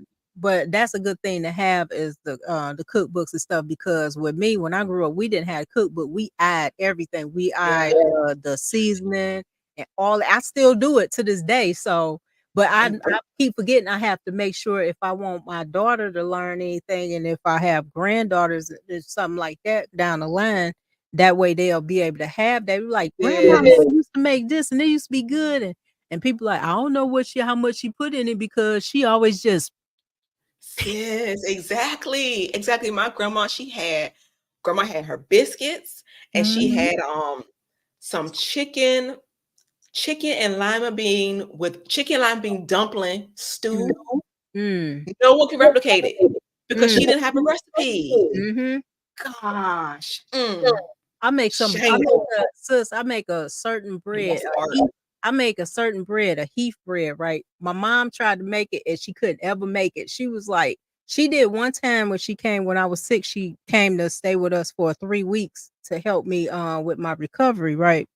So I ended up telling her the recipe, whatever she made it. She said, "Oh, this bread good." She said she tried to imitate it at home and it ain't come out right. She was like, because I told her the recipe of what all she needed. So she said she tried to do it. She said it fell flat and everything. So it was a sweet bread, but it was good and stuff. But yeah, I make a heath bread. It's real good. You know Mhm. the heath like the heath bar. The Heath bar, the Heath candy bar. Like Heath Yeah, candy bar. so they have they and the bacon part, they have it to where they have the crumbles and stuff, so you able to use it. So I put it in I make some unleavened bread, that's what it's called. So it don't Okay. have no baking soda or nothing. It's just flour, eggs, whatever else I put in there, and that's it. And it rises like a cake and it's moist like a cake. And it tastes awesome. And my mother Mm. trying to learn how to do that. So I have certain recipes and stuff that, I make. My husband say, Every time I make something, he said, "What you call this?" I don't have a name for whatever I make. I just make it, but it be good. Just taste it. It be good. He said I need to start naming my recipes, naming my stuff when I make it. So I just don't do it. I just cook because I just like to do that. So All right, all right. Well, sis, oh I guess yes. that'll be next week. We're gonna discuss cooking, food Yeah, preparation. yes. All And right. ways to so sisters come out with your notebooks and stuff and far as when it comes to certain cleaning things or whatever to keep you from spending all that money for unnecessary cleaning stuff that can be hazardous to you and your family, we can go over that as well. Awesome, awesome. All right, family. It's All been a right. pleasure once again. Yeah. Thank you all for watching Grown Ass Women Podcast. If you found value in our content, support BMU and support us ladies. Our cash apps are listed below on the banner. And um, And you can also, sorry, sis, and you can also subscribe to my channel if you're not a subscriber to the Mrs. O Show. I mhm. think I put it in the thing for you guys, but yeah, you'll be able to find me, and your support is greatly appreciated. And sis have her channel as well. Sis, tell me Yes, channel. hunting wisdom. And on Tuesdays here on the BMU network, I am the host of a wonderful family friendly trivia game. Stop by. Mhm. It's from 4. It's usually 3 or 4 hours, but it's at 4 Eastern time on Tuesdays. Have some fun and possibly win some money. Yeah, Cash prize, everybody like cash prizes. right? Speaking of money. Right. But thank y'all so much for coming to rock with us tonight. We greatly appreciate you guys for your support coming to check us out and everybody was in the chat and we like how everybody come in the chat and you talk amongst each other and you talk with us and we really like the interactions and stuff and we really appreciate you guys for coming to rock with us on Black Men Unfiltered tonight and every Thursday night at 8 o'clock Eastern Standard Time. We will see y'all next week. We'll continue to learn from each other. Bye bye. Bye bye.